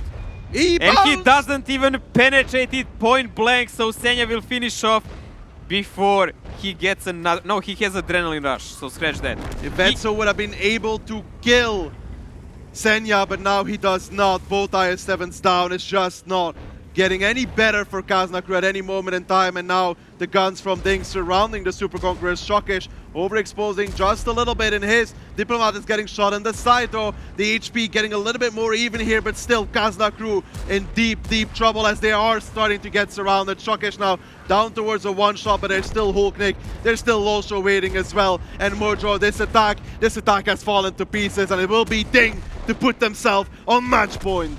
Match point incoming, that's for sure, but its game is still not done. This one is by far. Nexus can shoot his 3 shells if he has time, but DiNG is taking the round. That's Captain Obvious, even if no one watched the tanks ever before. 7 guns alive from DiNG, just 1 from Kazna crew. That's a big message. Hulknik now coming around the corner, but so is everybody else. Hulknik on the move, on the run, picks it up, and 6-3 as we move into the second half of Ghost Town. DiNG will be on match point. DiNG will be on match point, and having an attack on Ghost Town, that is something that can be done much better than what Kazna did now. There's gonna be a lot of regrets if they keep playing like this. A lot of rounds that were just, as I watched them, I have a feeling they were given. They look devastated. Those heads are a little bit facing down, Mojo. The only guy who will profit from this is Steven, our friend, who said that if Kazna wins the tournament, he's gonna jump in a lake, in a river. Disappointing that he's not going to do that. Yeah. I mean, that's not really a sight anybody wants to see, though. I made sure that Vale would actually toss him if he tries to dodge it, but Kazna on brink of defeat now. Let's see, guys, do you have any energy and adrenaline, any juice in you left to keep this game rolling? There is no back from this. This game and every game after, if you win it, is the last one possible. Well, they're going to need a lot of mental fortitude now because they are looking against a triple match point. They need to win 3 rounds in a row to even make it to tiebreaker. And this bounce from Vetso, oof, that was not helpful at all. Even if he connected still for that few seconds, the budget would reload before him. But annihilation of Isne, you could see that Senya was waiting, and when Isne got checked, he was picked up as a victim for his team, and everyone focused him. There they did a lot of damage to Vetso. Look at this. This is absolutely brilliant. Isne just sacrificed Vetso just about getting across on minimal HP and then messing it up with a bounce on Senya. Even if he actually connected or did something, would that change the game? I don't think so. No, he killed Senya. That's also about it, because here the Super Conquerors were just getting slaughtered. They were in a crossfire. Idemo! Well, let's see where are we going. Mojo, I think you're going to have to shout out 10 times as loud to actually make them understand. DiNG look happy, Kazna look a little bit defeated. Just slightly. They look a little bit defeated. There's no way around it. Those heads, you know, they start pointing down a little bit. The smiles disappear. Stop doing it to me. Don't play your mind games on me. Go away. What mind games, mate? Go away. This is the truth. 100% the truth. You wicked Belgian person. I know. I am evil deep down inside. Mary doing 4k damage here, Zafar 2.8, Shokish 2.4, pretty much entire game is DiNG. It was a shooting gallery there, and I didn't like the sight of it. Well, Mojo, the one thing they have is that it goes down the fence. But then they need to survive Rubenberg. Easy. Easy game. I can see so much determination and conviction on Kazna faces. I'm still trying to see it actually, but okay. Maybe when the game starts. Hopefully. I mean, here we go. Let's see. Goes down, possibly the last round between these two, the last round of Kazna crew in this tournament at least, as they bring 5 Super Conquerors, an IS-7, and an AMX 50B on the defense. That is not a standard lineup whatsoever. This is a super aggressive push ahead of lineup DiNG playing with a budget 250Ps. 3 Super Conquerors and an I7. I7 just there if they can pressure that 1 cap. DiNG moving towards base number 1 on the attack. Match point for them, Kazakura on the defense. How do they hold off Northern cap pressure, Mojo? DiNG tries to use the fact that Kazna actually does have only 1 clipper, so they will probably gonna try to throw that I7 in a cap immediately and protect him the best they can. Kazna is playing something really risky, like a map control. I don't know how will they actually protect themselves if there is that I7 there. They're gonna have to force a massive brawl and win it. Lolsho now crossing over in his I7, will be making it on towards the cap. Kazna Unharmed. realize what's up already. How will they get the resets, Mojo? How? The only guy who can do anything about it is like Piotr from the side, maybe with HE, but that will cost him also. Haiba is in a bad spot. Kazna knew that this will happen, so I'm hoping this is part of their plan where they will overmatch DiNG and then deal with the cap later. That's my hopes, but what's the reality? Let's see. Can Haiba find an angle with HE on towards Lolsho? Doesn't look like it right now. Destroys the debris. Now he does. 1 minute and 33 seconds. Kazna Crew's tournament live on the line here. You can see them grouping up, massing up, counting on Haiba, counting on the captain. There we go. First reset for Haiba. Diplo, Vetso and Isne still waiting there lined up. The push will come very soon, and that push will decide the fate of this match. As for now, Haiba managed to reset there. 67 damage down on Lolsho. Not important, Does he but have the reset enough easy. HE for 8 minutes? Well, if that was this tactics, I believe that he probably has half of the ammo with HE. Well, he's resetting a lot already. Here comes Kazna crew though. 5 tanks on one spot. 5 tanks from Kazna crew. Vetso, the first one around the corner. Ely and Meritorious not in position just yet. They're going to come from behind.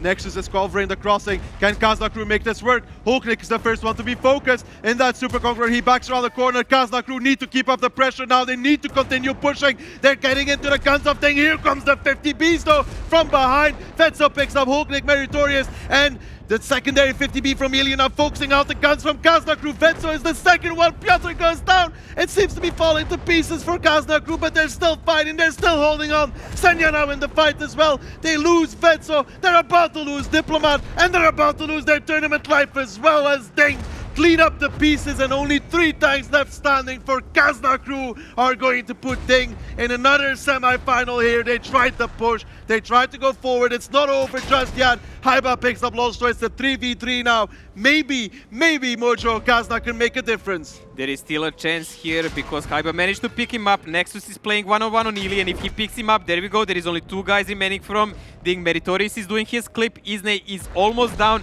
There you go, he picks him up. There is a huge advantage in HP for Ding here now. Haiba does something to remedy it, but Senya has a clip and he's not gonna allow him to survive. Senya picks up the kill now on towards Haiba. It's 2 autoloaders versus just Nexus, and he does not have enough in one clip to kill them off all, and Meritorious has the earlier reload. They're not gonna let him go, Mojo. It's not gonna be Kazna crew once more. Not once, not twice, not 3 times, not 4 times either, but 5 times in a row, Mojo. How does that make you feel? I hate you so much. That's how it makes me feel. Meritorious is gonna die by Nexus and hopefully leave this one-on-one, but Nexus does not have the shells to pick up Senya. Senya is going to finish off. And there we go, goodbye hopes for the last tournament of the year. Ding is again picking up on Kazna. Oh my god. Ding put themselves in the semi-finals once more over Kazna crew with a 7-3 score line. Kazna crew went for the push and Ding came in, cleaned it up. There is always another year. Next generation. I told you, mate. It's gonna have to be next generation at this rate. Unbelievable. It does look like no matter what Kazna does, Ding always has a cure pill for that. They're like penicillin for whatever Kazna does on tournaments. Ding. Kazna crew's bane to their existence. Good stuff from them. Kazna crew trying once more. It is going to be Unique taking on Ding Mojo and Tornado taking on Oops in our semifinals. In both semifinals, it's Europe versus Russia. Potentially, we can have whatever kind of finals, but it's going to be from these continents. Well, it can be CIS versus CIS, Europe CIS versus Europe, or Europe versus Europe, the one we prefer the most. It's going to be very hard. Oops, boys. You better do something unimaginable against Tornado. Well, that would be the biggest upset team in the history of World of Tanks, not only taking out one world champion, the biggest upset already both. happened. Yeah, but if they take down Tornado as well, they would take down an ex-world champion and a current world champion. Easy game then. They can become ones. Well, if they do that, then they deserve to win everything. Absolutely. Oh, Kazna boys. That Prokhorovka, that cliff, that mines. So many mistakes. So many rounds they could have taken. Yeah, especially that cliff. They're going to remember for a while. That mines as well. Could have been different at this point, Mojo. Could have been 5-4 for Kazna crew if they... well, it could have been 4-4. Shoulda, woulda, coulda. You get what you deserve. Always must remember that. You always get what you deserve, Mojo. That is true. The fight here, it was close at one point. Didn't see what happened to Yizna either. Haiba here driving forward. I really think he and Nexus needed to play around each other. Because Nexus only had one shot. I think they were hoping that there is a bit difference. In a reload here, they couldn't count the shells to the detail.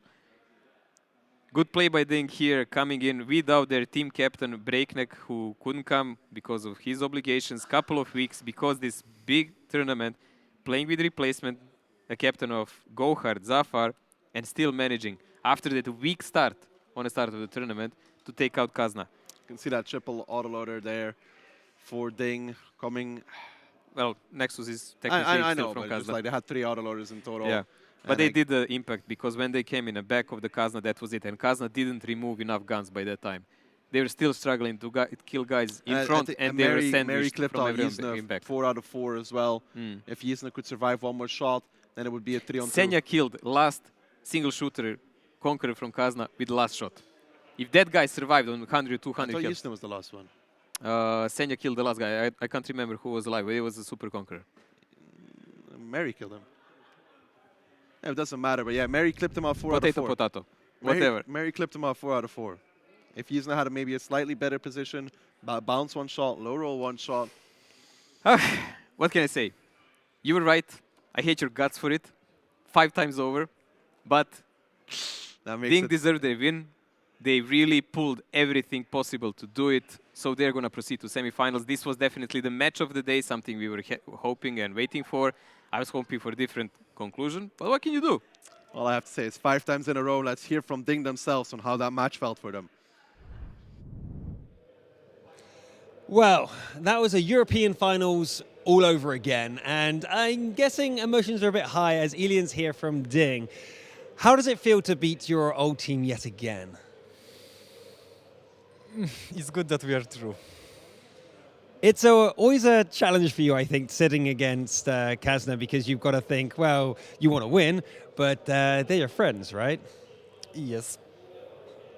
Lovely one-word answer. So let's move on to the games, because the first surprise probably came on Mines, where you were defending, and for some reason only had 6 tanks. What happened there? Well, we had didn't expect them to bring Artie to the game, and we just like trying to think what we should do, and we just didn't have enough time to figure out what to do, and we tried to do too many things at once and failed at everything, I guess, completely. Well, I believe someone fell off the cliff and died, and yet you still won. How on earth? Like, I don't know, it was like Lolsha just... It was a mistake, but it was like panic. He didn't expect TVP to shoot him. It was just silence on TeamSpeak. Nobody was saying anything. We just played the game, and it so happened that managed to come back from it. It was a very strange battle for everyone watching, I'm absolutely sure. As the battles progressed, it did look relatively close. Did it feel close? Well, I died second, so I was just watching. I was hoping they're going to win. But as the time moved on, it was way more in our favor, I guess. Yeah, it's one of those games that, or matches, should I say, that goes back and forth a little. But was there any moment in time where you felt, okay, this is definitely ours? As in the whole match, not a particular battle, but the whole match. And you're like, yeah, we definitely got this. I think when it was 6-3 already, like the way they played on Goldston, we kind of figured out that we can, just play our game, and if everybody plays what we trained, we're just gonna win. Yeah. How was the reaction in the team for this win? Is everyone equally happy? Was it kind of reassured? You basically thought you were going to win, or was it like, okay, we really have to play our best? Well, we always have to play our best. You never know you're going to win, but yeah, we are aiming for the finals. So who's your next opponent? Unique, I believe. Are you prepared? Let's see. I don't know. We didn't train with them that much. It's going to be a very hard match for us. It's basically finals. Well, thank you very much, and good luck tomorrow. We'll see you there. Back to you guys on the analyst desk to take it apart and find out what went right and what went wrong. Well, quite a lot went right, and they'll be obviously very, very pleased with that result. But we have Holknik with us here, and thanks to Ilian for joining Luke there. You were saying as well, that was a closer game than that 7-3 scoreline gives away. Yeah, yes, it was super close game. I don't know, like how I said previously, it's gonna be close game. It's epic moments, epic shots, and all that stuff happened in this game, and I enjoyed it actually. You enjoyed it? Yeah, but to be honest, I don't want to play against Kazna anymore. Like when we play against Kazna, we on one side we have to win against them, yep. But on the other side, I don't want to win against them because we're close, man. We're just friends. We're family almost, So it's always like. You should have topped your group then. Yeah, then Tornado could have played him today instead. It's you're part of this. You're responsible for what happens. Yeah. But that's good that you have so much respect together. So when you line up against Kazna again, it's like, well, maybe. Do you feel confident every time you face them because you've beaten them before? Or is there always a worry that this is the time we all talk about DiNG losing to Kazna? Yeah, every time we play against Kazna, we are like, okay, this is gonna be the game that we're gonna lose against Kazna. Like every time on each finals, we are taking Kazna very serious. So. Good. Yeah, and they deserve that respect, as we know. And another great contest. 7-3 ultimately sees you through to our semi-finals. We'll talk a little bit about what faces us tomorrow with the semis, but first let's have another look at those 10 rounds. Not every single one of them. We're running out of time, but some good stuff there. Let's get straight into Sand River. After you lost your attack, you got onto the defense, and you managed to catch out Isna. Did you really expect like a very aggressive push there by Kazna? I mean, they straight pushed there with Isna and Dirt's behind covering. No, no, didn't expect that. Like, oh, Isna is here, but he should have covered behind him, and like we just bet that we can kill him and keep him. We already saw that you were kind of expecting something going on in the middle. You moved all the badgets there, and then you counter pushed. And do you really feel that counter push was a good push? Because usually then in the middle you have bad positions because you have the low ground, you're locked down. No. I was really afraid about this push that they can easily counter and just hold us in this middle road and they easily kill us from all the sides. So it was like tough round to the end. So. Well, even though you had a lot of tanks locked down in the middle area there, how did you still recover? I have no idea. I was playing on the SRV. You know, I can't see all the stuff. Okay. You were just sitting in the background and constantly farming damage. Yeah, and then a bit later on your Prokhorovka defense, we saw a bit of an old Kuritz tactic, you know, with the Jagdpanzer A6. It's not Kuritz? It's not Kuritz. It's originally it was Break. Then we saw it before. We played it actually against Navi in the group stage, last grand finals, and Mary was playing on Jagdpanzer. And he missed his only one shot, and since then we didn't take this tank. But now we gave Mary one more chance, and he was so happy about that. Why is it Mary playing the Jagdpanzer? Do you feel like it must be Mary because he has to hit the crucial shots, or could it be just anyone else from the team? No, because Mary is like he's just connected with this tank, you know. Okay. It's like soul tank. Soul tank. Yeah. Yes. And then when Ilian was getting pushed on the 7-8 line and he went down pretty quickly, you know, you got some damage for it, but you didn't make any kills. Was this like a moment where, oh, we can lose this round? Yeah, actually, but it was fully my mistake because I was bad and I missed only one shot on inside 7. That's why he survived.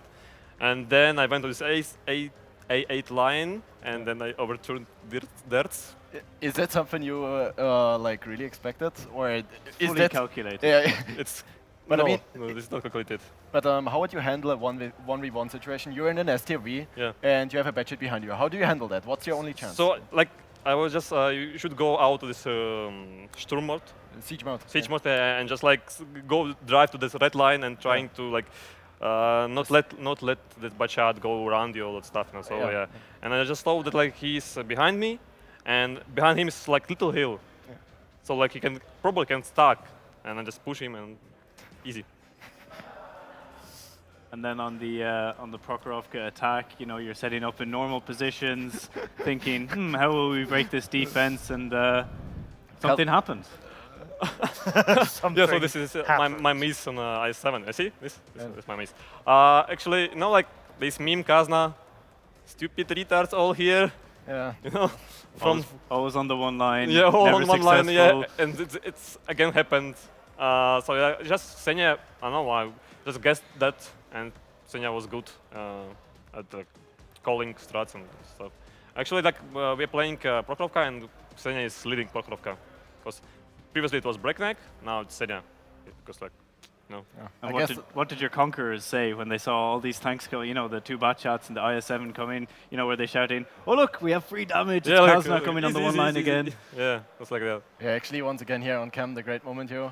They're here by Hulk. Yeah, you and the face of Durs as he realized what's just happened. You should have seen my cam, you know? I was like, Yeah, actually Durs, he takes it with a smile. Yeah, it just completely outplayed him there. Yeah. It's not every day in a match you can make a triangle. So there's nothing or not much that went right there for Kazna in this match. Yeah, just played it very well, and I think even one of the winning moves was you in the STV there, just flipping the budget and getting him killed. But actually, yeah, what we wanted to talk about attack as well, because yeah, there it is, Kazna outplaying themselves. You have such a good crossfire. Can you quickly explain how you managed to end or win this situation there? I mean, it's 3v3. Yeah, so I was sitting on a K1 bush in a budget, and I just spot them early. And I go like 15 meters behind the bush, so I can shoot, and they can't spot me actually now. Yeah. And I was like clipping.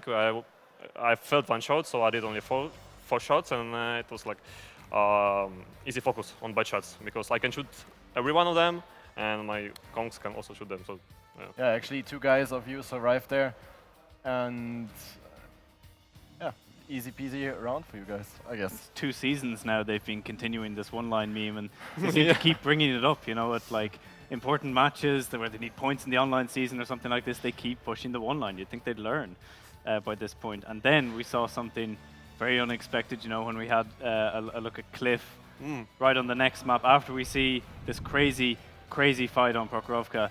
Now we see something even crazier on Cliff. yeah, I think you know what we're talking about. yes, I know. How did that happen? Oh, how you just lose a tank for full HP? So How is like, that possible? so I was like, we were taking the positions that we had to, and it was like only low shock crashed, and like no sounds in TeamSpeak.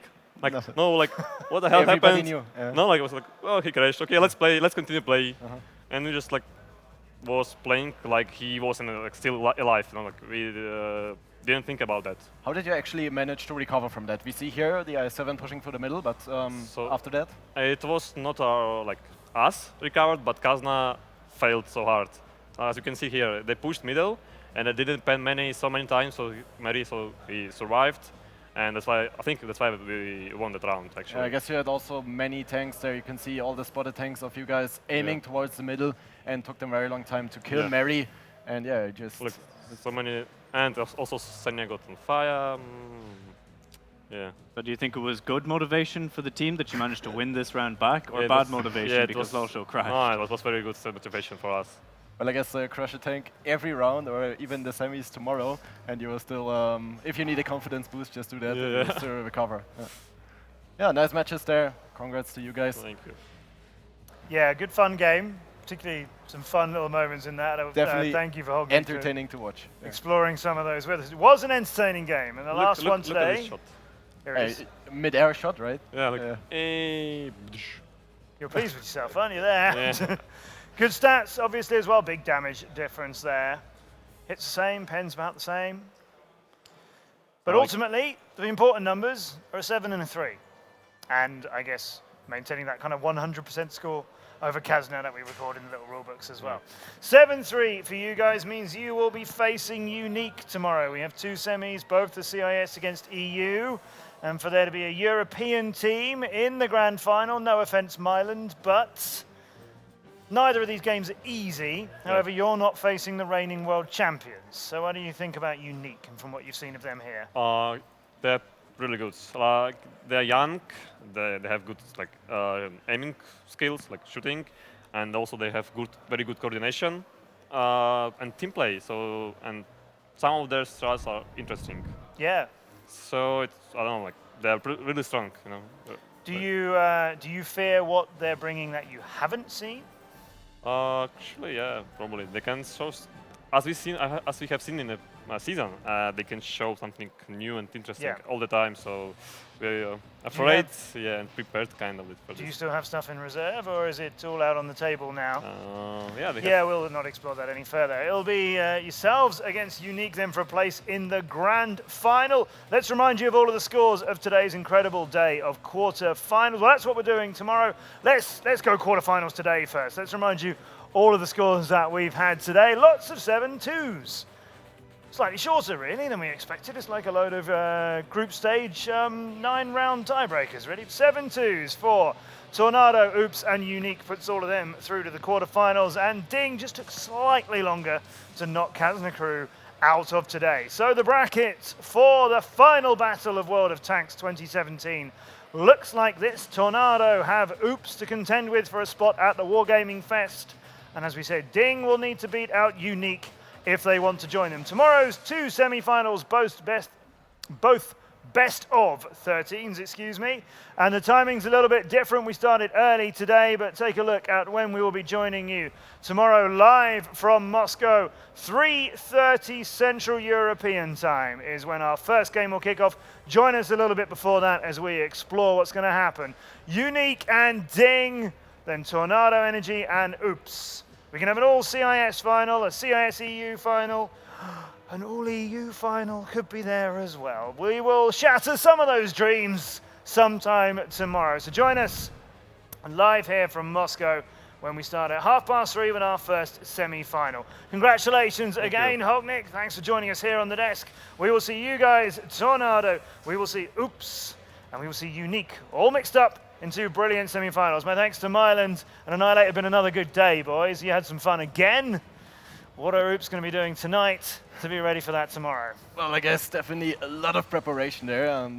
Don't think they're really going to study the Tornado gameplay because they have played with them a lot, trained a lot. I think they're... You've got to create some new stats, though. I was chatting to Dead Zone earlier, and he was like, they know what we've got. We've been practicing with them tonight, and a later start tomorrow is in your favor. Every minute counts. Definitely. They're going to put more preparation time into maybe figuring out those new strats, those special strats, and this is what they're going to bring tomorrow.